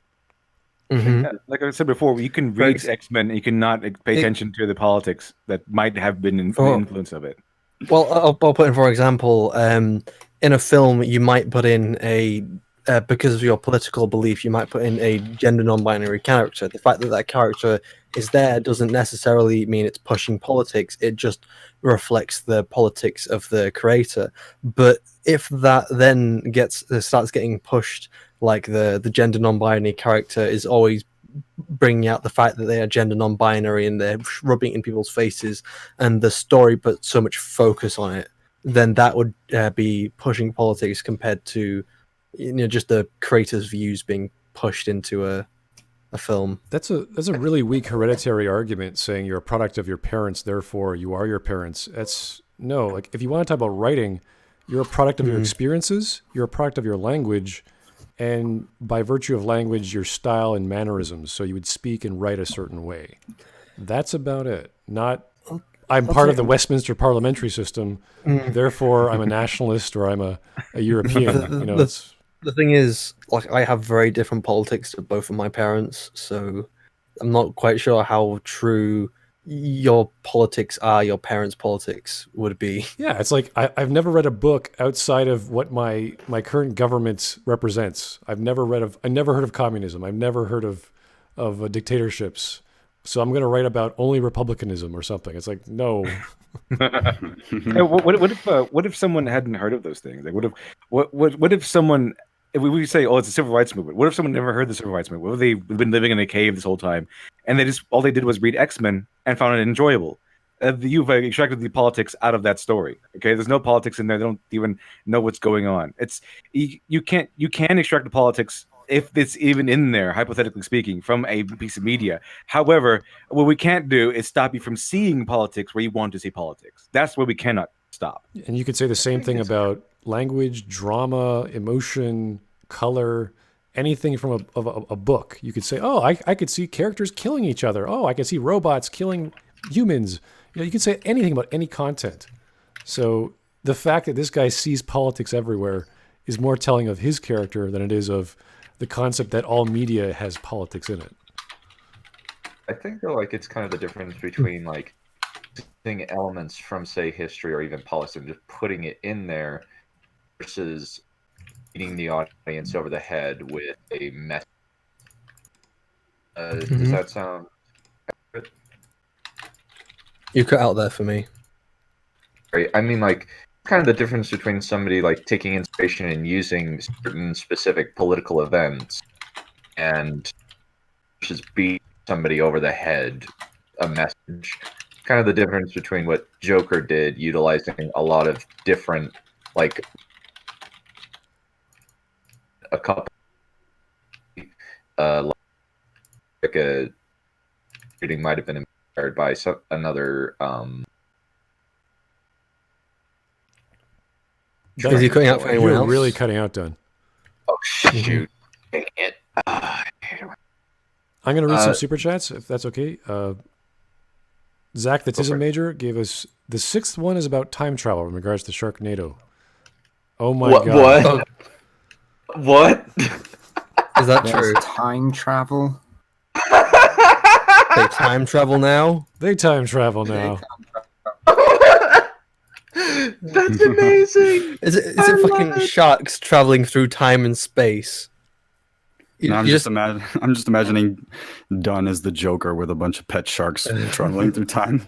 I have to tip my hat. I imagine the time. I imagine the time vortex from Doctor Who, just kind of, and then sharks just flying through that. I have to tip my hat to whoever made Sharknado into 6 fucking films. Oh yeah. Well, that's the Asylum, and the Asylum was known because they would look at the lineup of upcoming movies and then make like rip-off versions of those movies at a really low budget, shoot them in a couple days, and they were really really low budget because my friend was a production coordinator on one of the Asylum movies, and my friend was working with him, and I just came to hang out, and I decided to help them out. And so for one of the special effects that we were doing, there had to be an earthquake. So it was me and my friend underneath the mattress while the actress was on top of it, and we were shaking it with our hands and legs. Like that's Asylum. That's what it is. It's like a crew of like 7 or so people, and they're in an apartment building or something that they rented out for the day. And they got a guy that has a name that you remember from 1982 as the lead actor. And it's like they're doing it on a budget. And the great thing is that Sharknado was something that actually gave them like a massive increase in profit so that they could make a little bit more decisions about it. Now, what they did with that was exactly what they always did before, which is just milk the shit out of it. So they're like a bargain bin production company, but it's what the game is that they pay everything, they make it really low. They spend a low amount of money, and then actually over time, as people buy these things for $1, it becomes a huge profit. And here's another super chat from Owlet Fredo's Bookshelf. Sharknado's a gem of the film industry. Fight me. Okay, well, I don't really want to, but I'll agree with you. How's that? It's Asylum's gem, which is like I'll agree to disagree. It's fun. It's really fun. I'll say that. I've never seen one of these films, but I just, from what I've heard, they're not the best. Oh no, they are awful. The CGI is terrible. The acting's terrible. Oh, CGI. I need to look at this now. Oh yeah, it's basically like PS2 level. Oh my god. Okay. Yeah. They got that weird sort of smooth, no surface scattering texture on them. Here's Mark in 3D. Smudboy, Sharknado 6 plot analysis when? How about never? What plot? There is no plot. What's the plot of a time-traveling shark? Can anyone tell me?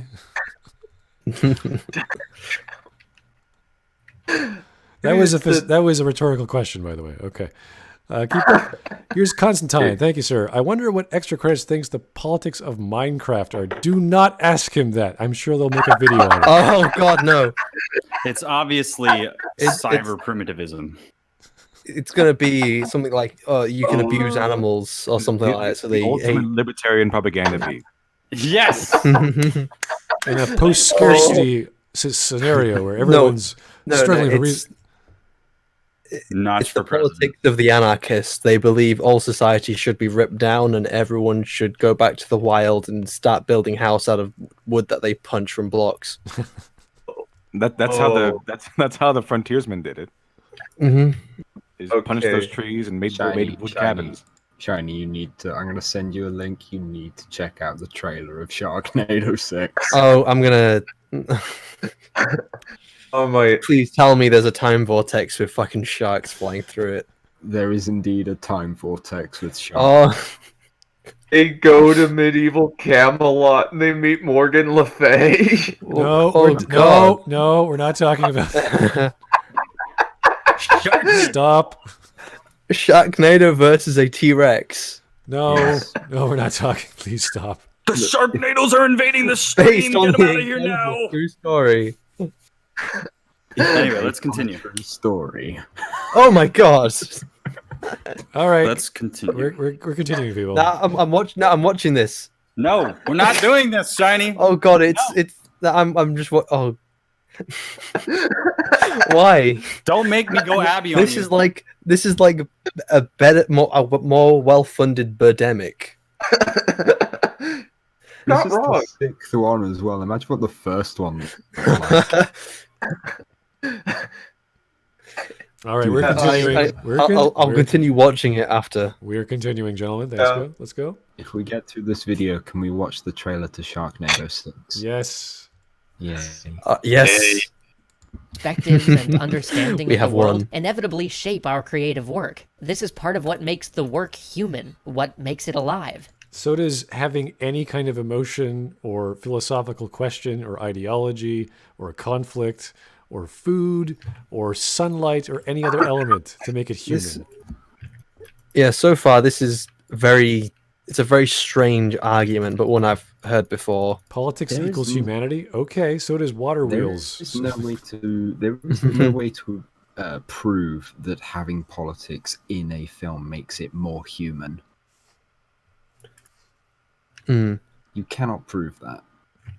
Like maybe you could say that some kind of discussion in a film could give it depth, but more human. I'm not sure about that. I'll get back to that after the conclusion has come in. Here's another super chat from Zach. This is a major. How much money is for you to watch 6 on stream? It's been ripped onto YouTube. Well, for one thing, if it's been ripped, I don't think it's legal. And secondly, I will make it legal. I don't think it's a good idea to actually stream it in real time and post it, because that would be very illegal. So, Well, we could edit it. yeah, I could do a movie night with you guys, and we could just take Put out the video. Put some filters over it. We could do I it. would not watch it if you paid me. I would. wouldn't watch it. $25. Okay, you have a price, $25 for Mr. Radio. There you go. I'm not going to be there, but I'm just saying he could do it for you. Give it to me. Give it to Voice in the Radio. You go, $25. Who wants $25? Please, I'm so poor. I've ran out of peanut butter in the cupboard. Oh dear. What's left is the Marmite. It's just Oh, Marmite. I don't even have any Yeah. toast. I don't even have any bread to use. I'm just like eating it by the spoonful. Oh no! Let's How keep does it going. feel? Does it hurt? It hurts. It hurts my brain. Well, go on to Mr. Voice in the Radio's channel and say, "Sir, you have a job." Let's keep going. And besides, even if we could somehow extract politics from our entertainment, we would lose so much. So What? Many of the best creative works out there, the ones that leave us with something to think about, that inspires us to ponder our world and still sticks Not with us politics. years later. It's not politics. Oh, okay, so questioning like morality, question what it means to be human. Star Trek. Oh, I'm just thinking of Star Trek because that's the first thing that comes to my mind. So, an episode of Star Trek, I can't think of one in particular, but a theoretical one that makes you ponder, if an AI really is human, if a computer can be human, or does it just imitate being human? Something along that line. That's something you can take away and think about, but it is in no way political, at least to the extent of other political things. Yeah, just think about like a really good movie you like Princess Bride. Yes, there was some politics in there, but at the end of the day, I don't go, "Wow, I'm so glad that that plot to get Florence to fight Gilder over the death of Buttercup. I'm so glad that didn't happen. I'm so happy that America didn't assassinate Trudeau so that we wouldn't have World War II or III. Like that. No, like that doesn't happen. It's not the story about politics. It's an element. It's not. You can take any element from any story and go, "Oh, this is what the story is really about." No. Yeah, they're basically just calling things politics. It's not actually political.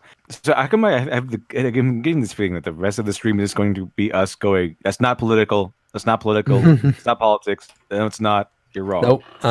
Nope. Nope. All right, I'm obligated to answer this super chat. Zach, this is a major, gave me 25 American smackers. Do it, no balls, record your reaction. Do you guys really want to do a movie night? Damn, I just made you Wish I could have said $25 of course. from- I hate you, voice. Shut up. God damn it. I'm not doing shit. I literally just made you $25. I will give you this money, and you will do it for me. You are welcome. I will pay you $50. How's that? I'll join you in the pain pit. Okay, I'll watch this with you. I will watch it too, and you'll be able to make money off of my Joker laugh. You really want it? It's Annie up time. You better have a lot of money ready. I don't think you're ready. I'm not ready. I'm giving away money so I don't have to do this. Exactly. Yeah. How about $25 to watch a good movie? There we go. Okay, all you have to do is you have to outbid Smud. So I'm giving 50 Shit. to voice in the radio. There you You go. got in the Very well. I accept. All right, it's all yours, sir. Smud's attempt to bring the conversation back on track are as pointless as all the choices Shepard. Hey, that's not nice. Don't bring that up. Doesn't What are you guys doing to me today? Holy shit! Very nice. Very nice. That's so. Hey, you know what? It's actually what we need to be doing right now because I feel like this video has gotten to the point where it's like the subject matter is pretty interesting. I'm pretty sure we kind of debunked the video. I think this is going to go on the same point. It's going to keep saying this over and over and over again. That all these things are not politics. They're just going to keep saying that they're politics. So let's knock it out then, because if it's only 6 minutes, then it should just be like nope. All right, let's do it. They present ethical questions or portray an idea of how society should or shouldn't be. From Dune to Ender's Game to The Witcher Ender's to literally Game? What? countless other treasured Witcher? stories. If we The say Witcher? get Hold on. politics out of my art, It's not we lose political, all of those you. works. Someone explain to Now- me how The Witcher is political. How I've read those books. Okay, I may have not played all the games. I read those books. How in the world is Witcher political? Someone explain this to me. In what way? There are kings and queens in the story. Yes, I agree. Yeah, there's politics in it, but it's not political. It's about a like father There is a finding his political daughter, really. landscape. There is a political landscape that shapes the world, but that doesn't mean it's there to serve political ideology. It's a guy who has who hunts monsters and has a best friend named Dandelion. What's political about that? Is he fighting like the immigration crisis or something? No, he's not. He's not. The immigration crisis of monsters, yeah. I suppose at a stretch there is a bit of the segregation going on. And by Yeah, but that, you have to read into it. It's not actually political. You have to No, you have to attach politics to it. Okay, so I have a question. So is it in extra credit mind? Is it not the politics, but the type of politics that's being pushed that makes it problematic? Because I'm curious if you would say, okay, so one thing I can think of top of my mind is a character from one of the newer seasons of Doctor Who called Bill Potts, and every 5 seconds she's pretty much saying "I'm gay." So Yeah, that was does pretty the annoying. fact, is that the type of politics that you walk away from and end up thinking, and it changes your entire worldview?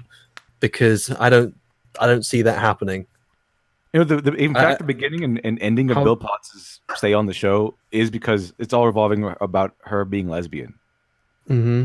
Because of that Like, little creature thing, fell in love with her. That's why the whole thing is happening and saves her in the end. And then there's that whole thing with the first Doctor as well, where he says, "Oh, I hope it doesn't offend you to know that I have experience with the fairer sex," and then she says, "So have I," and they both react like they make Hartnell, make Hartnell like this old codger misogynist guy. They changed the first Doctor into like a sexist, like an overt sexist. Here's a nice super chat from Cruelest Chris. Thank you, sir. The suppressed correlative fallacy, thanks for that, is when you redefine a statement, all things are either X or not X, so nothing is excluded from X. In this case, using an incredibly loose definition of politics. That's one way of looking at it. I agree with that. Thank you. That's really But cool. again, Thank you for that super chat. I would just ask extra credits how Bill saying "I'm gay" every 5 seconds would add to the story, or make it more human, or give it depth. Give me an episode of Doctor Who where the entire plot revolves around the companion being straight. Okay, like the whole plot, the whole alien plot. Is there an inverse to that? The suppressed correlative, where it's just like moving the goalposts, like it's flexible on both sides, because it's like sometimes I feel like people play one is all encompassing, like X is all encompassing. Yeah. But there's also Y that's all encompassing, and there's like a Venn diagram. So it's like some things that are bad on one side are deemed good on the other side, and then sometimes things that are portrayed as good then get like moved to bad when the argument is pushed there. It's really hard for me to explain what I'm saying. But yeah, it's easier to talk about characters as opposed to themes or whatever kind of arguments. So if you look like Luke, like he's very impulsive, and that's his whole character. But he's more than just being an impulsive, inexperienced fellow. He's trying to be skilled in the Force. He's trying to help his friends. These are all good things, but it's because of his desire to get out there now, do it right now, that's causing his downfall or his failing. So he has to learn to overcome that. So we can see it from an individual level, but when you talk about a whole story, we're talking about the whole thing, the whole body of work. There's so many elements, and you can't just say, well, this is all political, or there's an underlying undertone of whatever. So it's like, okay, what is that conflict? What is the problem? And just because you have people who are innately in groups, and these are usually political groups like the rebels or some force, and it's about war. Well, yeah, war is a product of politics, yeah. But that's not the point of the story. The point is to show the individuals and their friends and their conflicts as they try and strive for whatever they're trying to do. So it's like a veil over something. Like once you open up the veil, it's like, oh, there's the story. That's what it's really all about, not the veil itself. So extra credits seems to be talking, like it says, oh, it gives depth, and you walk away from it thinking about this, that, and the other. It's like he seems to be describing something else, and what he's describing seems more to me like episodes of Deep Space Nine where it questions morality. For example, the episode in The Pale Moonlight where Cisco ends up, his actions lead to the death of, I think, 3 or 4 people, and he ends up having to live with it because it'll bring the Romulans to the war and possibly save millions. And that's all based around morality. And that is one of the best Star Trek episodes, and will always be remembered. So that's what he seems to be describing, but he's then just talking about it like that's political. You should listen to the Everything's Political songs at some. Would be amazing. All right, let's read one more super chat, and then we'll keep going because we got to get through this thing. So, Alexandra Mosley, thank you. Is Bowser trying to overthrow a monarchy? Oh, dear. Which version of Bowser? Does he actually want to? I don't think he ever does he take over the Mushroom Kingdom? Not in the 2D games. Not in Paper Mario. Not in Super Mario RPG. I always felt like it was Beauty and the Beast. Yeah, it's kind of he's just a bad guy for the sake of being a big, scary-looking dude. But I thought he was just in love with the princess, but he was like a big, ugly monster, and Mario was the real, the working man hero that Princess Peach loved. And canonically, Peach and Bowser have a son, I think. Whoa! No fucking way. Would that be Wario, or is that somebody? No, it's an actual like other little Koopa kid. He has like 9 kids, doesn't he? Jeez. But it calls her mommy. She doesn't object or anything like that. Okay, Mario lore. I had no idea. That brings up some dangerous imagery. Okay. Oh, his lore? Dang. Yeah. Let's just keep going, shall we? No, don't that seems like that'll be the smart thing. Zach, no, what are you doing? That was a joke. Now you have to. Now you're obligated. Please do a recorded movie night reaction to Sharknado 6 and post it, please. This is all. Zach. He gave you his last penny, smart boy. Now he's in the poorhouse. This was a joke for Void, not for me. Or Voice, not for me. Don't worry. I'll walk through hell with you. Do you guys want to do a movie night with Sharknado 6? No. You said no. No, I legitimately don't want to do that. If I do a movie night, I'm not going to watch something because someone in the audience is trying to meme it. We should watch something that's good and then enjoy it. Or bad and enjoy it. We should watch Sharknado 6. Sounds like a good idea. I like that. Yeah, you know what? I'm just going to go smash my head against the wall for a little bit, and then it'll be good. Oh, God. But if you guys want to do it, if you want to make it a thing, if it's like a smud thing, and I want to be in on the meme, I want to be in on the joke. But I genuinely think that time could be spent watching any other movie. Yeah. I'll just Tell you what, this is what I'm going to do. I'm going to give $50 to Voice on the Radio, and he's going to stream it. Or sorry, I'm going to either record it and give it to him, or he's going to record it and do it himself. How's that? And you guys could watch it on his channel. How's that? Well, people keep throwing money at it, so they seem to really want it. So if that's going to be the case, then you know what? I respect the chat and the audience. I mean, that's what we're here for. So it's up to you, Smud. You're in command. I can watch it. I don't mind. I can watch anything. I'm really a crazy person like that. I can watch and criticize anything. I just know it's going to be ridiculously stupid. But there's no doubt. That's the appeal of those movies, though. Yeah. Sharknado: The Fourth Awakens. What? Literally, maybe I'm just negging the audience to give us more money on Super Chat. No, I'm not. I don't want your money. Please stop. Yes. If Mud doesn't want the money, I'll take it. That's why I'm giving it away, please. Okay, fine. We'll do it with Voice on the Radio. We'll post it on his channel. And I don't know. I guess I'll just do the same thing I did with the with episode 9. I'll do still shots, and we'll have our reactions. We'll watch it. Don't give any more money. Don't give any more money. We've already settled on we're going to do it. You don't have to do anything. Save your money. Save your money. Yeah. If you're gonna if you're gonna spend $50 on a super chat, at least do 5 $10 super chats, or like, you know what I mean? There you go. Divide them up, because you don't have to do that. Okay, so that's what we'll do. We'll make a movie night this weekend. I'll bake the video, or unless Voice, you want to record, it's up to you, man. You probably have the better software, so I'd leave that to you, honestly. Okay, so I'll record it. I will send you the raw, and then you can edit it however you like. How's that? I'll show you how to do the slideshow. It was like 1 frame a second. That way you don't have to screenshot in each individual thing. I know that was me. I know. I realized that. Thank you, Shane. If you want some help editing some of this stuff, I'd be down to do some of that. I'm pretty adept. So lovely. Sounds like we're sorted with the thing to do. All right. There we go. Okay, no more super chats on Sharknado. Thank you, guys. Okay? Good. Yes. We resolved it. We're getting it done this weekend. Chat wins.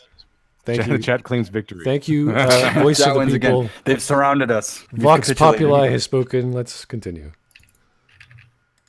We can talk about how on the nose a work should be with its politics. That's totally worth debating, because it's a delicate balance. We can even talk about the methodology for approaching these things. We ourselves talked ages ago about how games are unique in their ability to allow the audience to explore ideas, rather than simply having a writer or a designer express their ideas at you. We talked about ideas how are not careful we have to politics. be They're about completely letting separate things. Yeah, how dare a designer have their ideas that aren't political? Ooh. What's the politics of Dr. Jekyll and Mr. Hyde? It's just exploring a moral idea, a moral conundrum. That's where they got the idea from Incredible Hulk, I think. It's not political. Politics should not be what the story is about. It's about characters, obviously. Like, it can be about political characters. The movie can be about politics, but it has to be told through the characters. It's just the idea of putting these characters into a box or something like that isn't necessarily about their personality seems disrespectful in a way. Like, imagine if we were talking about real people instead of fictional characters. Like, Hulk was a real person, and then somehow you're trying to politicize his life. Then he walks in the room and he's like, nah, man, I had a horrible childhood. I had a horrible life with all this stuff that was going on. It's been awful. Hulk no like that. Okay? Hulk no like that. And by the way, it's Dr. Jekyll and Mr. Hyde. So what's political about that? Yeah, nothing. It's just a moral, an exploration into a moral question, into the duality of man. Like, so Dr. Jekyll was like a upstanding, nice, respectable citizen of the community, and Mr. Hyde was this horrible human being who indulged in all of his vices. 2 different men, same guy. It's just exploring different sides of one man. And there are plenty of movies out there. That explore specifically the civil rights movement and many people who were involved in the civil rights movement and the stories that they went through. But even those stories, I wouldn't consider political unless you politicize them. They are just stories. That's it. They're just stories about people going through the specific time in American history. It's historical. Yeah, it's historical. It's not really political. There's just actual facts. There's like things that happen. They're not political, but they involve a subject matter that is often political. You know what's funny is that it's so politics are so timely and ethics and morals are almost like they're timeless. Like you don't need to change your principles in the year 800 BC or the year 1400 for the principles that I choose to believe in to be invalid or validated. Whereas politics might change depending on where I am in the country that day. You know what I mean? Like politics are going to be relevant to whatever's going on in the area with the people that are living there at the time. It's all relevant to the now. And then the underlying thing about stories and about moral tales is that they're supposed to be a well that you can continuously pull from. You're supposed to be able to pass down that kind of stuff. Politics, you're supposed to achieve something and then move on to the next thing because you're securing something, right? Unless I'm mistaken. And then if you want to change it because circumstances change, then that just increases the idea that it's a dynamic endeavor as opposed to something that's consistently the same throughout generations. Do you see human values like protecting versus just going out and being revenge-filled monster are deep society? Justice out. Dunn, you're really cutting out, man. I'm sorry, I can't hear you.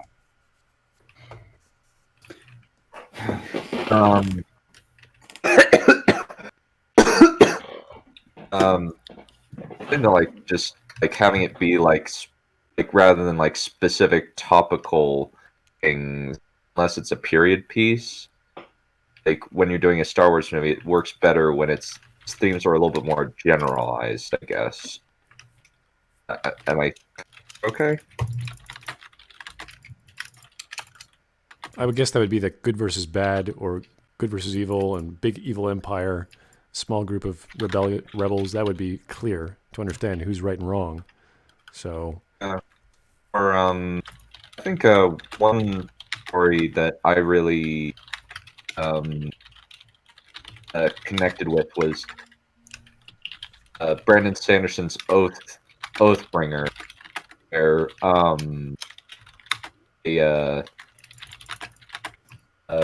to humanize creatures that have been mythologized about as all evil, and that was really interesting of how Brandon Sanderson did it.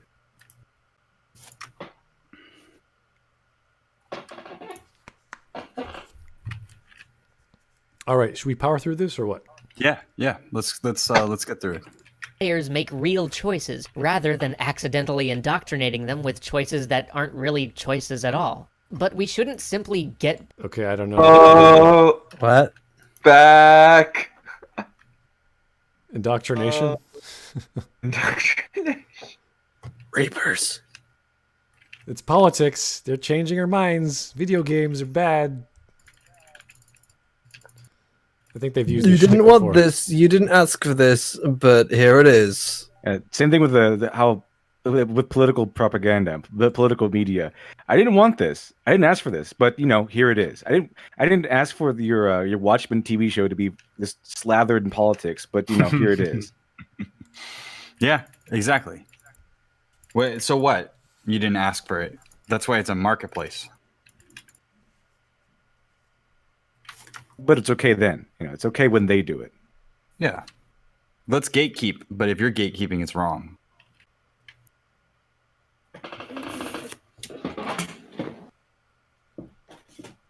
politics out of games, whatever that means. We can handle politics. This medium is a big kid now. Yes, we can should. handle a bit of heavy lifting. In fact, we need to. Not that we could get politics out of our games anyway, Wow, how because condescending. all This guy media seems to have is a political. very different Even idea though of it's what politics unintentional, is. Media shapes culture. Culture shapes society, and political views are a product of society. When our go-to cannon fodder targets in shooters moved... Yeah, it's not the basis of society. Not everything is political. You can have things that might be politicized. We can have things that people talk about. It doesn't make it political. You debunked your own argument right there. If everything was political, then that's where everything would be coming from. Politics. But it's not. It's not the core. Politics is not the core of society. As you said yourself right there, culture is. This is what I keep arguing over and over again. It's not politics at the core. It's the culture. Okay? Politics is part of culture, but it's not the culture. from being Nazis to being people who look Middle Eastern, that almost certainly wasn't an intentional political statement on the part of those games' designers, but those games did reflect a shift in culture and a shift in politics. And moreover, Then they that's culture, not reinforced those politics. shifts. Whoa, The hold on a second, intelligence community studied how I can't believe that he's saying there's an overall general shift in politics, and then we can extrapolate that overall general like Overton window or whatever. Happened. I don't think it was not political. It wasn't like a Democrat move to have terrorists come in and attack America. It's not a political move they did or something like that. It was because someone came in and attacked America. That's why it kind of moved that sort of mindset. It wasn't a political exchange. It wasn't a political change. It was an event we reacted to. It was kind of cultural, maybe a cultural movement that we all shifted to one gear, but it wasn't political. It became political eventually, obviously, but it wasn't in itself political. It was politicized. Assessment. I never asked for this. You didn't choose Don't this. want it. It's Don't almost want it. like What a every shame. form of media changes to fit the current time. Strange that. Yeah. watching shows like 24 made Americans more likely to believe in the efficacy of torture, regardless of What? all evidence to the contrary. Many police departments claim that shows like CSI have made it a lot harder to do their job, because jurors now expect a level of proof that simply is not possible in the realities How they is work that under. politics? That's Wow. judicial law. That's called people are stupid. Uh-huh. I saw it to be on fair, that TV. is It must kind of be politics. true. Huh? People are stupid is kind of like that's how politicians get elected. That's why politicians exist. I've been getting into arguments with people all day about the lockdowns in the states and like the constitutionality of it, and it's just amazing how many people are like so willing to give up the rights that they don't even understand they have. I saw an the article that language. literally said we need big daddy government in order to survive the pandemic. We need to get rid of all of our rights. That's what they kind of said. I saw that. It's so transparent at this point, and you're like, it really makes me think like, what kind of madness makes somebody have that much faith in anything that's like not a religious person? Like you just like, oh yeah, just do this and it'll fix everything. Isn't that insane? Well, I mean, it's kind of the government's job to sort the issues for the everyman. That doesn't mean that they always do it. But I mean, just like going, here's an idea because I believe in an ideal version of the reality. Like if we do this thing, it's obvious, just give everybody healthcare. And then what are the details? I don't know. Well, What are numbers? That's for them to figure out. That's something we won't understand. Not truly.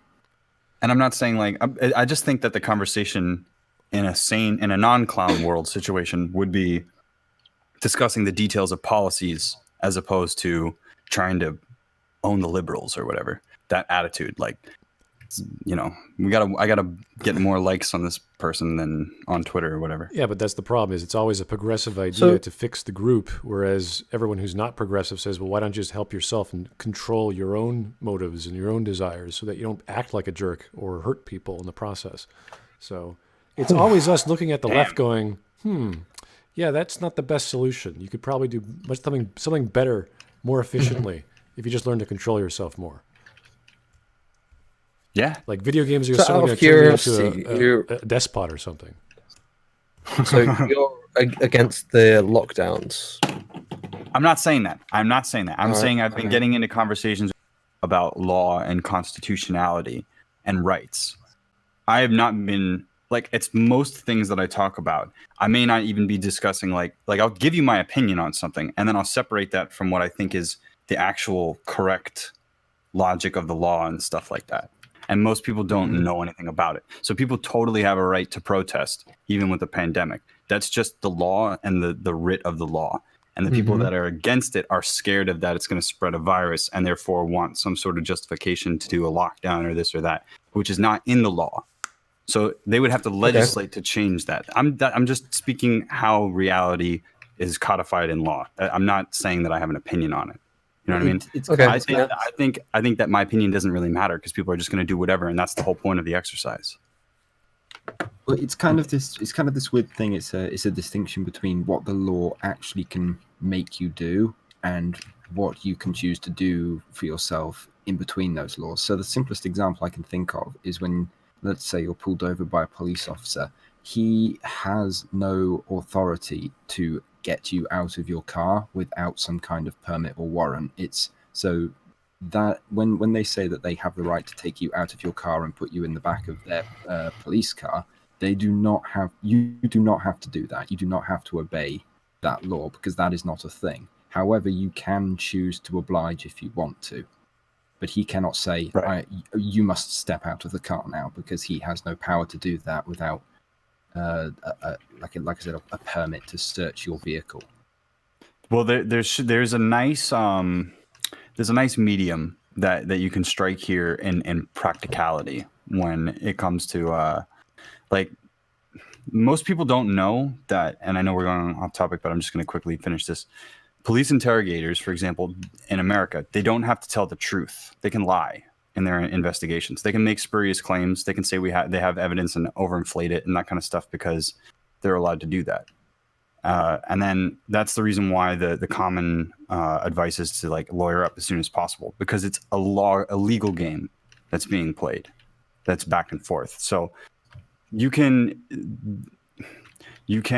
say I have a right to do this, and then the cop can say like, oh, you're disorderly conduct. They have like a get out of jail free card type thing, and then that becomes a legal case, and then there's subtext that has to do with that, and in all of that lies a lot of problems, and those are the problems that people actually should be focused on with progression and reformation in a country, like dealing with issues that have to do with that kind of mitigation.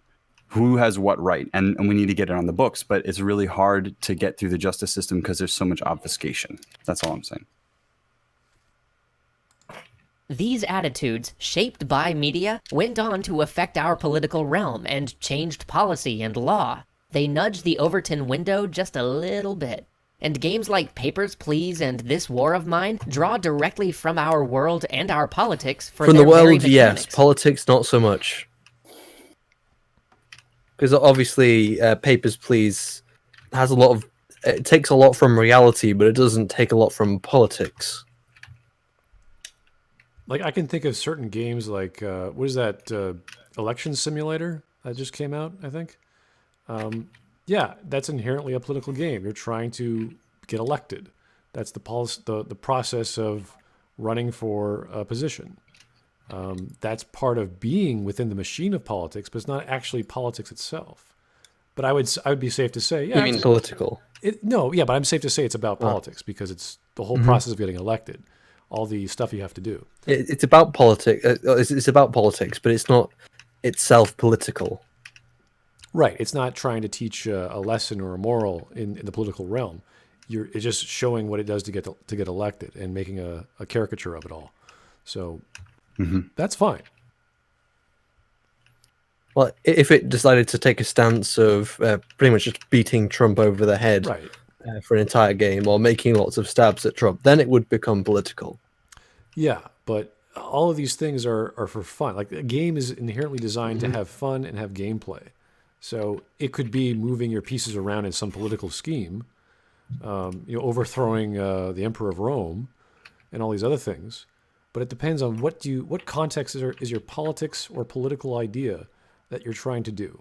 Is it fighting a war? That could be political. Is it trying to get elected? Is it trying to pass some bill in some parliament or some republic? I don't know. It's really about all the details of context, and he's not really addressing that. He's just saying, Papers, Please is political. It's like, it's a guy in an office signing forms. I mean, it has a political story, but it's not trying to justify any particular political party's agenda. It's trying to attack injustice in general and the repression of what a country that is this type of country is like. And you could say it's like socialist or this or that. It's like a Soviet style country, but it's a pastiche of a lot of different things. I think it is political because it's a story about that, but I don't think it's injected with an agenda. Right, which is what we're arguing against whenever we hear that term, which he talked about in the beginning. Or rather, I don't think it's a political agenda. The agenda would try and explain some sort of moral or it's trying to explain how people can suffer because of these political things. It's about a one individual person trying to survive with their family. It's about what it is about. It's not about someone's politics external. It's kind of hard to explain that line of distinction, but there is one that has to do with separating you trying to put something in the story that is to push your current day politics versus trying to tell a narrative about politics. It's reminiscent, I think, of the inspiration for the Yes, Your Grace game, where you have all these series of questions that pop up, and you have to answer them a certain way. The same idea where you have a certain type of people coming up to see if they're part of the country they're trying to enter. So it's the same idea to allow this avenue for this kind of gameplay to exist. It could have been about trying to get people into a nightclub or buying something at an auction. There could have been all sorts of settings for it. So the setting isn't really the issue. It's what are you doing in this game? And is it inherently political? Not really. It's really unfortunate that Cards Against Humanity became woke. They got rid of some cards that were considered like transphobic and stuff like that. And they really came out against the Trump and all that stuff like that. The Trump. And they have a bias against right wingers. And a favorability of I've seen hundreds of different Cards Against Humanity cards. They don't really make fun of Democrats that much, unless you consider like Michelle Obama's arms a jab at Democrats. But they did become woke, and that's unfortunate. But the game is still really fun because it's like for example, we brought up orcs earlier, the Dungeons and Dragons part. They can't control how you play it. They can't control what you do with things. It's all up to you. It's a creative game, and I think that's kind of what makes them angry sometimes because they can't control it. They can't control how you use it. It's like Dungeons and Dragons. I can go right now. We can all play a Dungeons and Dragons game, and I can make a Dungeons and Dragons game how the government is evil and how you should you should fight against taxes. Pretty much, you all be Robin Hood. Yes, I could do that. But the funny, I was gonna say the funny thing is with Cards Against Humanity, I've been in games where people have actually turned it around by using the mansplaining card to often take the piss out of leftists. Yeah, they do that. Because cards like mansplaining and cards which refer to feminist terminology are still in there, but you can turn it around to take the piss out of them by partnering up with the right black card. Yeah, it's a satirical game. So obviously, if they put those propaganda cards in there, we're going to use those cards to mock what those cards are displaying on the front. I'm going to use those cards to make fun of feminism, make fun of mansplaining, make fun of all this woke nonsense. All right, we got 2 more super chats. We'll keep going. From Bogue again, what are the politics of the Konosuba visual novel? Wow, I have no idea. Okay, that's your department, Smudboy. I think you've seen that one. I've seen the anime, but I haven't read the novel. People keep telling me it's awesome. It is. People keep telling me it's really awesome. The best isekai is Konosuba, hands down. Yes, but I haven't read the novel, so I can't say. It's pretty much a satire on the isekai genre, so I'm sure it's going to be hilarious. But what are the politics? Couldn't tell you. And Zach, the Tism Major in Sharknado 3. Thanks for bringing that up again, Zach. Really appreciate it. Political stance, it has Mark Cuban as president, and he kills sharks in the hallways. I hate you, Zach. What the hell am I going to watch on the weekend? What is this stupid shit? Oh, it's going to suck, Smud. It's getting better and better and better. This sounds fantastic. It's going to be awesome. This is insane. You will see the Sith side. How can you take this seriously? I mean, you don't. That's the opposite of what you usually do with Sharknado. You don't take it seriously. You can't. All right. The first movie, the guy cuts a flying shark in half with a chainsaw. It's fantastic. Yeah, the first movie's kind of entertaining. You gotta admit. Okay, let's just keep going, guys. My whole weekend's ruined, just so you know. That's great. Where is the president? And you're gonna put voice in the radio to go through all that editing, so. Oh yeah. You're hurting both of us here. while games like Cards Against Humanity not only leverage our political understanding for their humor, but get directly involved with politics, launching whole expansions to support a political candidate. Even as we play, we pick up political philosophies and internalize ways of viewing the world. In almost any strategy game. You guys remember that the political spectrum that you could do that test? I don't know which one it was, but I remember doing that years ago. And a lot of the questions were like pro left-leaning questions. They were. So if you answer anyway in the right, it makes you feel like you're this horrible religious nut job or something. It's like, what? Yeah, it does. I ended up getting a right-leaning libertarian. That's what I got. Yeah, I think most of us are right-leaning just because of that stupid test. But it's obviously biased because the people who wrote it that way. Like, that's the same argument he just made for Cards Against Humanity. It was promoting against one or against one political opponent, which is obviously Trump. So it's like, yeah, some people can make things which are biased, which happen to be political. It doesn't make them inherently political, though. It's a card game. It's a test. It's a video game. It doesn't get you directly involved in politics. It's there to you can make fun of things. You can make fun of anything from video games to movies to politics are in there. But it's just like you yourself, Extra Critics mentioned earlier, politics isn't everything. Okay, it's culture. It's a game that satirizes culture, not politics. Humans always come first. People, individuals, just regular folk. That's what we all are at the end of the day. Not your political agenda or your dreams of utopia. That's not more important than the person standing next to you. Exactly. Extra credits. How did you unironically continue for another 3 minutes after admitting yourself on the very video that we're covering that culture is at the center of everything and not politics? You showed your own argument and then you continued as if you hadn't. Well done.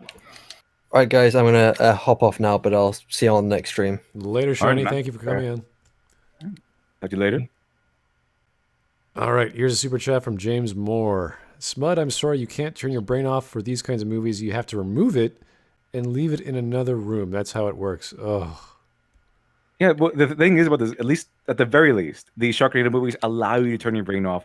Unlike The Last Jedi, that keeps saying, no, don't turn your brain off. You have to learn these politics. You have to force feed you this agenda down your throat. It's why I like The Rise of Skywalker better, because you can turn your brain off during The Rise of Skywalker, and just enjoy it as the trash fire it is. It's enjoyable if you do that. But Last Jedi, you cannot do that. Okay. All right. If that's all it is, I should be okay. I'll just need a lot of beer. Oh, yeah. I thought that went without question. Oh, okay. Thanks. I won't take this seriously. Yeah. Olive's review, and she looked like she was about to have a conniption fit. Who was that? Girlfriend. Oh. I read her the leaks, and she was screaming in rage. Wait, family was like, "Are you okay?" What leaks were these? The leaks for Rise of Skywalker. Oh. She was so angry. Like, she was angrier than me. I'm glad some people actually care enough to get angry over Star Wars anymore. That's impressive. So. Yeah, exactly. And it's a girl, so the sexism argument is BS. The thing is, the people who still care enough to get angry about Star Wars, they're being alienated, apparently. Because they're getting angry and not being overjoyed by this stuff. Improve technology and increase resource production. This is almost hardwired into you if you play enough strategy games. Now, that mindset actually represents a very modern social and political perspective, and yet we frequently apply it to time periods like ancient Rome or the 100 Years' War, where it wasn't really true, where political stability was a much greater factor in determining which civilizations triumphed in a conflict than technology or even resource production. You see what I mean? Wait. He's equating what you do in an RTS to politics? Every game is about resource. Every RPG, resource gathering, getting stats. I'll have you know the Romans were leagues ahead when it came to politics, but they were still wiped out. Yeah. So I guess when the cave was so wiped out that when their empire crashed, we literally went back 300 years. The cavemen gathering resources and hunting mammoths, that was political. Their hunt was political, apparently. That was politics. Resource gathering is political. Drinking water is political. Raising a family is political. Okay. Mongo no like work want basic income. Now they can be. Resource gathering is not political, but it can become political once you get down to the nitty gritty of how do we distribute these resources? What do we do with them? How do we invest them? It's political in the sense that I suppose Senator Mongo no man, no one berry picking. Like, man go hunt, woman go berry picking. We want this thing. They have this thing. We take this thing from them for our own. Is that I think what he's trying to say is that wasn't as important as political stability back in those times, and it's tied to these specific time periods in RPGs. I think that's what he's trying to say, rather than that those things are inherently political. I hope so, because that's just like you're equating like, getting stuff. Getting stuff is political. It's like, okay, sure, hunting, gathering, foraging, fishing. Yeah, because all hierarchies are political. Yeah, but personal liberty. It's so stupid because it's like primitive politics it's like how do you distribute human beings that can do this or that? You're like, well, you go do this, I'll go do this. Okay, what kind of like diatribe on social politics and dynamics are you going to have on that? It's just going to be primal anthropology. Yeah. Anthropomorphic animal video from Jack Saint was weird. So, okay, do not. Yeah, okay, fine. We'll give you that. Jack Saint. Okay, great. That's enough about Jack Saint. Let's keep going. Yeah, Great. That's more than enough about him. When I say that we literally can't get politics out of our games, we can't remove the political, because games are created by human beings who, even when they don't realize it, are influenced by the political space they live in. Now, that doesn't mean that we have to agree with the creators. That doesn't mean it's political. Just because you're influenced by politics doesn't mean that you're trying to make a statement. Yeah, it's not political. It becomes political when it becomes politicized. Exactly. I love that. I love that you basically it's a conscious choice. It's not an unconscious bias thing. They love to make it unconscious. Yeah, because there's a difference between if I, the creator, make a piece that is politicized and puts forth an agenda or whatever. It's totally different if you read a story and you read into it politics. Okay, even if that's not the intention. Even if they even pointed out that this was in some instances, they might have not been the intention of the creator to put politics into the stories. It just happened to be in there. No, that's not how it works. It doesn't become political because you want it to be political, because a person just happened to be influenced by culture. That's not politics. It doesn't make it political. So not all media, by your own definition, extra credits, is political. You've destroyed your argument at least twice already. And like I've been saying, complete difference, okay, between you as the creator making something political or politicizing a subject matter, and you, extra credits, reading into something and then taking politics away from it. Yes. Exactly. fact, in any democracy, we should be happy to disagree. We should welcome things that spark discussion. And it doesn't mean that we have to be less passionate about it. Now, we should be civil with each other, but it's okay for media to matter, and for what media is saying to matter. It's okay if it makes you angry or upset. It's okay to think that the politics expressed in a piece of media are great and support them, or to think that they are heinous, and to fight against those politics. It's even okay for corporations to say that they won't support a piece of media because it represents something they do not wish to endorse. We absolutely are mature enough as a medium to handle that. We are mature enough as a medium to explore these topics. Apparently not intelligent enough to make any sort of assessment of what the heck you're talking about. Not everyone on Twitter would agree with that anyway. Right. To be fair, that the guy speaking these are not really his opinions per se. That someone else writes the script and he does the talking. It's got this general smug happiness about it. I just don't find very attractive. I don't know if that's just me. I kind of like the guy personally. Like, he's a really cool guy. Even separated from extra credits over, I think, reasons like these.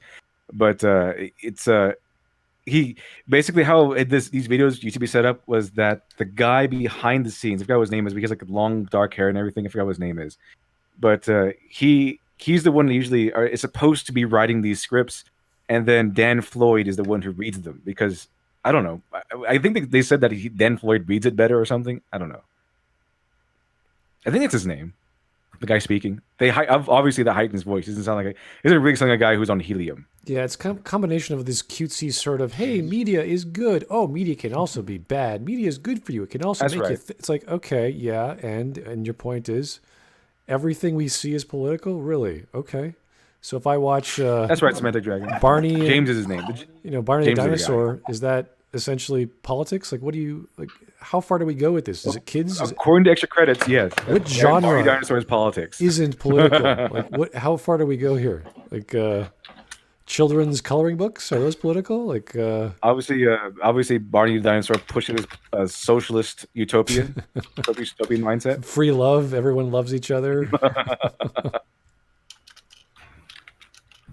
Because without politics in games, you don't get Missile Command with its commentary on nuclear proliferation. There is no commentary of nuclear proliferation in Missile frickin' Command.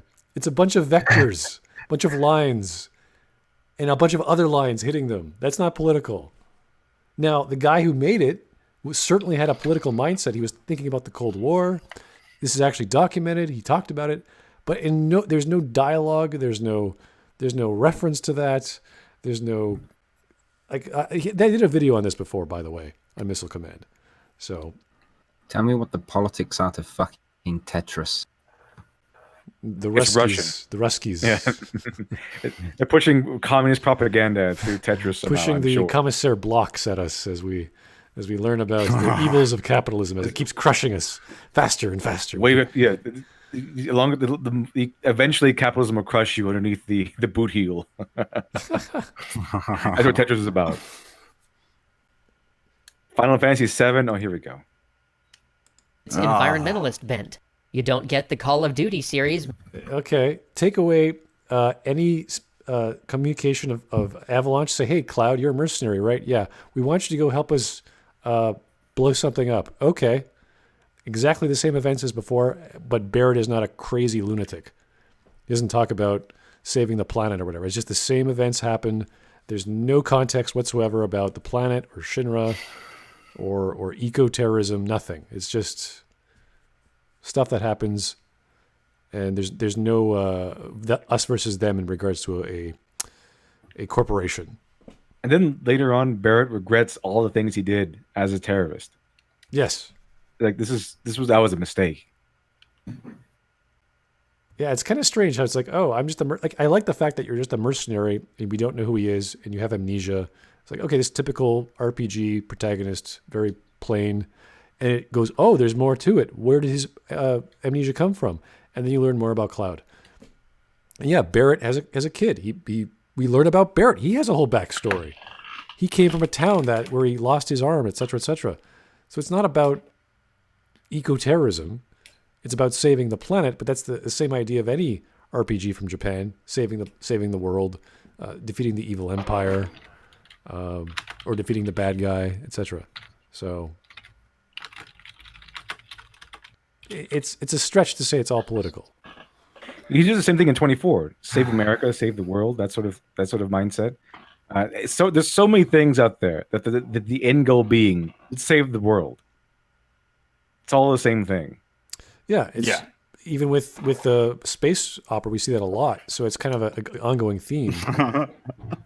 And as soon as you jump from individuals to entire races, entire species, and then multiple species, oh, I guess it is political. Yeah, there is that element because we're zooming out so much. It's such a macro level you can't grasp it all. But it's still about our heroes trying to save the day. When Superman punches Darkseid in the face, that's about global warming. No. Oh. Military patriotism, or even Just Cause's take on covert regime change. Are you joking? Just Cause is a sandbox game. I mean, like, yeah, it's like the pretext. Like, okay, you get in there and kill those bad guys. They're in charge. That's the politics. What are the politics of Grand Theft Auto's 5 trio of stealing from banks? Crime pays. It's a diatribe on capitalism and post, modern society and da-da-da. And it's like, there's a lot of good points for nuance, but like... Blah, blah, blah, capitalism, blah, blah, blah, crime, something, something, something. Dark side. Something, something, something, capitalism. Something, something, something, complete. Initiate Operation Intersectionality. Make Trevor a woman. Order global warming. I love that. I don't know why that gives me so much joy. Maybe it's just because you're saying it, but next time that I watch Star Wars, I'm just going to be thinking about how Palpatine's plotting to cause global warming on Naboo. Increase the carbon dioxide in the atmosphere. But is that legal? I will lower the EPA restrictions. As Upper Glib, you have the best impression. Release the carbon dioxide into the atmosphere. Now. They will inhale 0.001% more carbon dioxide. We shall not live on the surface. This pollution, no problem for us. Sir, you live in a symbiont circle. You know that the sludge will get down here. In 3,000 years, my plans will be complete. At last, we will reveal ourselves to the liberals. At last, we will destroy the environmentalists. No. Yeah, I wouldn't be surprised if they actually went that way. Lost.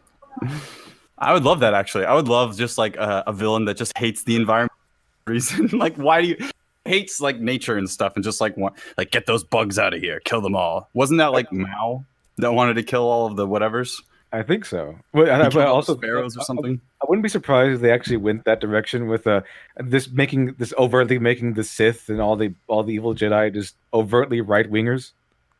We need to produce more weapons for the populace. Here's a super chat. Here's a super chat from Non-Vitae Rex. Thank you, sir. What are the politics of Geometry Wars? I don't think I recall what Geometry Wars are. What is Geometry Wars, guys? Do you know? It's like a game where it's kind of like an asteroids type blaster situation or space, not Space Invaders. It's like kind of a mix of those things. It's really good. I'm doing a really bad job of describing it, but it's an arcade game made in the modern age. That's basically what it is. It's totally like, it's just geometry. You shoot different shapes. That's basically what it is. You're a shape and you shoot other shapes. Oh, that's as far as cool. I know. Gotcha. Without politics in our games, we would lose so much. Such as stupid diatribes. We would lose so little. We would lose so little. We would lose global warming. Like, keep politics out there. Damn it, politics. Keeping politics out of our game and just centering on human moral questions and other questions that relate to our humanity and who we are as a species, and not having to relate it all the way back to the current laws and things that our mindsets and economic systems. I don't think we'll be losing all that much. It'll be like losing fat off your body. That's what we're losing. Yeah. They get that, Jason. What? Yeah, cut out there. I didn't buddy. hear that. Sorry. Someone buy Dunn new internets. New internet for the Dunster. You need more internet gas. Yeah. Yeah. I freaking hate this internet. What is wrong? Fire. Initiate Operation Internet. Internet gas is down. Soon your internet will be mine. It's Dunn as the Joker and Batman's hacking his internet. Just like Kevin Conroy's typing to him. Darn you, Batman! Anyway, let's finish off extra credits. I got 2 super chats, so then we'll keep going. Here's Alexandra Mosley. Thank you. Captain Planet had 2 episodes on population control. Ted Turner once supported China's one-child policy. Okay. Interesting. That's weird. Captain Planet had an episode on AIDS. Oh. Captain Planet's a weird show.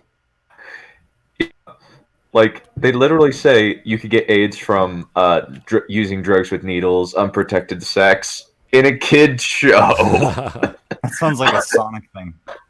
Oh no, it's in the actual episode. It's this kid gets AIDS and then he becomes the pariah of the town. It's absolutely Jesus insane. Christ. And that's no good. and that's no good. Thanks, Hanna-Barbera Land. That's great. Yeah. Here's a super chat from Joe Crazy. Imp Officer, my lord, our factories are on Hoth are causing global warming. Palpatine. Good. Everything is going as planned. Everything has proceeding. I wanted to sign that nuclear arms treaty so I can poison the environment with uranium. Legally. Legally. Maybe we should watch the Captain Plant's AIDS episode. Oh, no. Why are you guys? Why are you doing this? Stop it. Why can't we watch anything good? This is why we can't have nice things. There's too much crap in the world today. We gotta cleanse it. Well, technically, but it's so hilarious because it's basically like Twilight trying to cover abortion. No, oh my god, no, dude.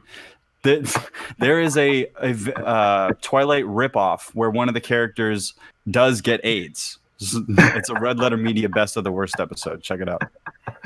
Oh gosh, I want to watch that now. That sounds hilarious.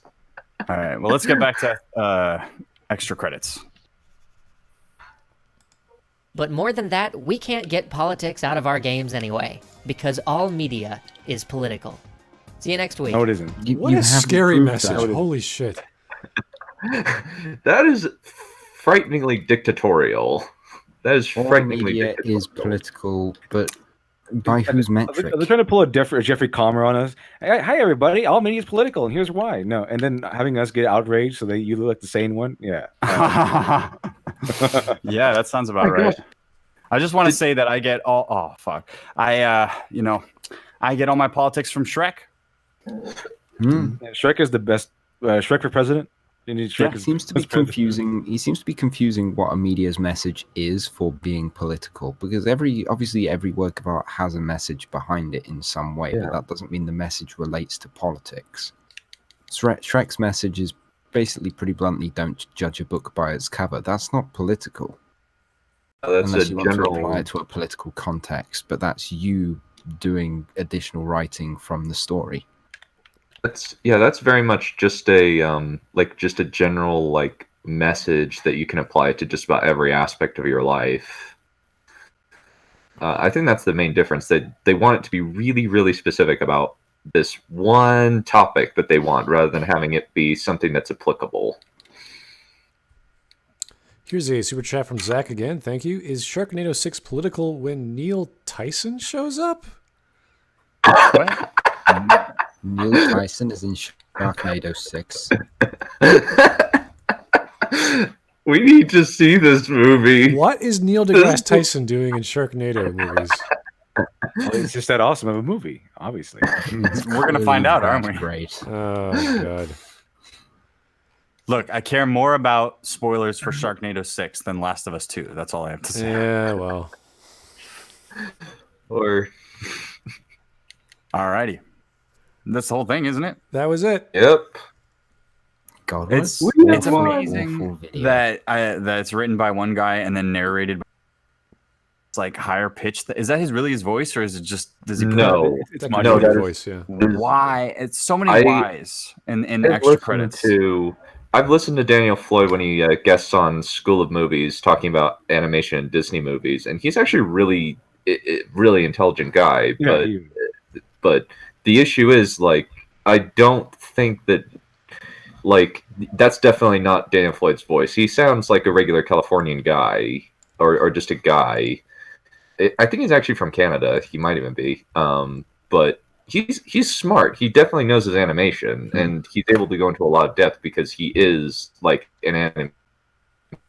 Well, I don't know because he didn't write it, so I don't know what his mind is like. All I know is that he probably agrees with some of this stuff, and I just feel like this is before the mask slipped later with the Nazi stuff, but it's the same source. Yeah. It seems as though is it? Trump's election really brought this out, since that's School of Movies used to be like kind of semi-political, but then when Trump took over, or took office, they just went nuts. It's so insane, like how nuts they've gone. It's almost like they're trying to push back. Yeah, makes sense. TDS is a hell of a drug. Here's 2 super chats from Bogue again. Since you're covering garbage, are you going to cover the redo of the Healer anime when it comes out? I'm not even sure what that is. If you're not familiar, Google the synopsis for fun. Okay, thank you, Bogue. I'll be happy to. And we have Zoc again, the Tism Major. Neil Tyson plays Merlin. Oh. That's pretty funny. Jesus. Black Science Man, back in action. I'm here to slap the shit out of these sharks, boy. Let me tell you all about hydroxide. So, Mark Cuban is the president. Oh my gosh. Yeah, well. That sounds kind of amazing. And he's killing sharks in the White House. That's the only way Mark Cuban's going to be president, is in a fantasy. Yeah. All right. Well, that was a silly little video we did. I'm glad we cleansed our palate of that one, because that was just how ridiculous some people can be when politics invades their cerebral cortex and never lets go. Apparently, they see it everywhere. Unfortunately, at least extra credits kind of made points instead of just laughing smugly for 50 minutes. Yeah, the smugness is still there, but not as much and not as ignorant as our previous. They kind of balance it out with attempts at making points and all that good stuff. Yeah, instead of just the smugness. Yeah, calling people names and being smug about it. It's like, oh yeah, that's really going to win some arguments there, buddy. Oof. No, we would probably have a pretty productive conversation with the 2 guys from Extra Credits. Like, I mean, obviously, like, I probably insulted them a couple times here or there, but they would probably be good sports about whatever the dialogue would be and argue in good faith, I think. I think find common ground. I mean, that's different from somebody who doesn't give a shit at all. Okay, so we're going to watch the trailer for Sharknado 6. I got to find it first. Give me a few moments. I'll get it for you. Where's my gun? Beautiful. Give my gun?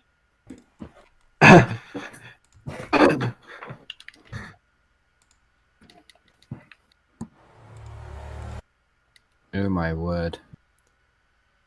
If only Shiny was here. Oh, he's going to watch it with this. Don't worry. Not this, but the whole thing. All right, we ready to go, guys? Yes. Yes. Okay. Oh, I am definitely excited. Exclamation point, question mark, ...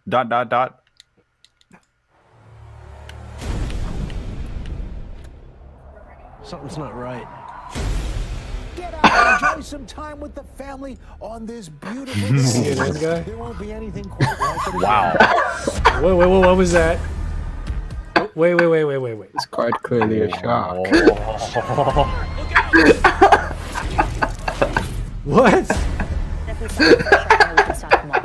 travel's risky. If you're right, I can reset everything back to the way it should be.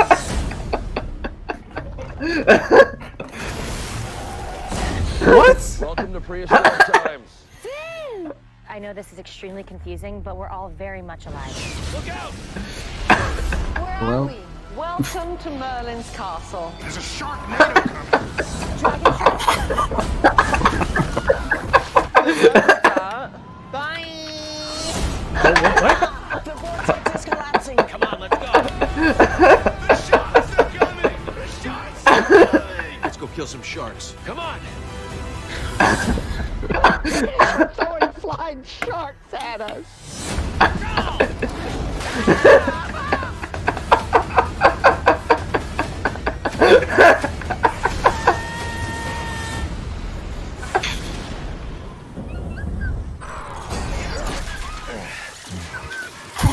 Wow, Yeah, that's how sharks evolved over the last 20,000 years. Can't wait to see what the humans look like.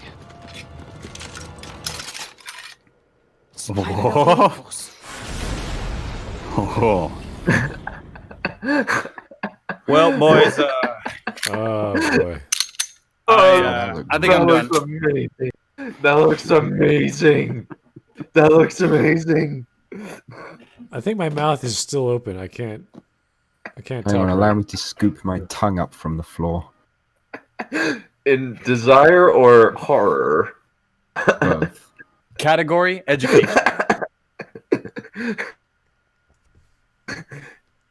I hate this stream.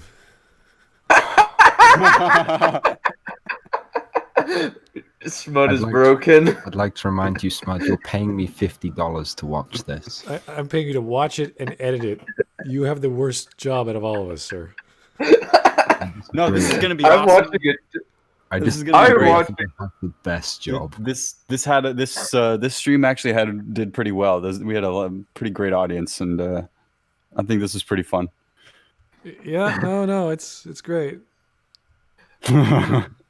I am excited to watch this with you boys. I think this will be amazing. You're like the guy that's like, we're all going on vacation in the 80s movie, and it's like, this is gonna be a night to remember, and it's a horror movie. We're all about to get assassinated and chopped up by Jason Sharknado. Well, the nice thing is we're just going to be watching a bad movie. We're not going to be doing the other horror movie sins. Okay. Let's read some super chats and we'll call it a night. How's that? Yeah, sounds good. Okay, Kara, thank you. Someone make a movie with Jeb as Prez, My Fantasy Heart. Okay, well, that would be cool. Jeb, constantly asking for people to clap every time he finishes a speech. That'd be great. Okay, Criminal Imagination. Sharks are sword-like weapons, don't you know? I'm not sure what I just saw, okay? I just saw a bunch of Swedish bikini babes from the future. That was the last thing I remember. But okay. James Moore, we love you too, Smud. Just do it like EFAP movies. Oh, okay. Yeah, they're okay. It was kind of similar to what I did with the previous movie night with episode 9. Only theirs was a lot smaller because they were doing Batwoman, I think. I saw one of those. So they took a 42-minute or 48-minute Batwoman episode, chopped it down into 20 minutes or whatever, and did an overlay of an image constantly moving in and out of the foreground. But I think Shiny's going to teach myself or teach Voice in the Radio how to do it without. So we're not going to have actual moving video because we don't want to get copyright strike.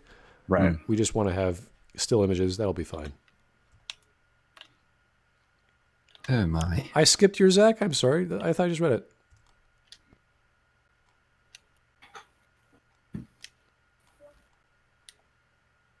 You should watch the trailers for all 6 instead of just 6. No. No. We're going to start with number 6 because I'm sure it will make absolute sense. Yeah, I think watching any more of that would just hurt. To be fair, who's going to watch Sharknado 1 through 5, then watch 6 and go, oh, I get it now? Fucking no one. No. Okay, well, that was Might as well scary. go We all in went with through a the really time travel. we went through a very strange video, or not a very strange, a very predictable video that was less painful than the previous, and we got snookered into watching a bad movie. So Beautiful. Wonderful, fantastic. So, guys, thanks for joining me. I appreciate your time as always. Before we go, I'd just like to say on behalf of LiteratureDevil, I will be joining him for his stream tomorrow, normal time. So do feel free to come catch me there. He streams basically on the daily, so hopefully we're going to sit Is that down Morning and Nonsense? chat. Morning Nonsense. Okay, that'll be on the first edition channel, chat. That's not on Literature Devil's main channel because he switched over. So look up first edition, and it has Literature Devil's icon. And sometimes those those live streams do get cut down. So hopefully that's been resolved. I don't know, but I've heard about a few of them getting cut the past few weeks. So. Oh, really? Oh, okay. Don't know what he's doing. Gasp. Don't know what you guys are even talking about, but just watch out. Hello, Literature Devil. Oh, he's dead. Yeah, he's dead. I think Sharknado Sharknado did it to him. Yeah, he's like, oh, Jesus. That's too much shark. Yeah. All right. Thank you so much, guys, for joining. I appreciate it. We'll see you soon. Stay tuned for Voice in the Radio's clipping and editing of that movie night on the weekend.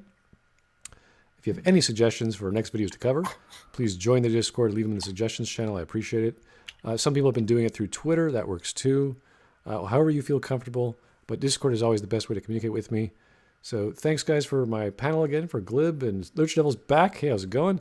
Dunn and Voice in the Radio. Shiny's not here. We always think of Shiny. Always. Thanks for joining us. Have yourself a good evening. You. Thank you.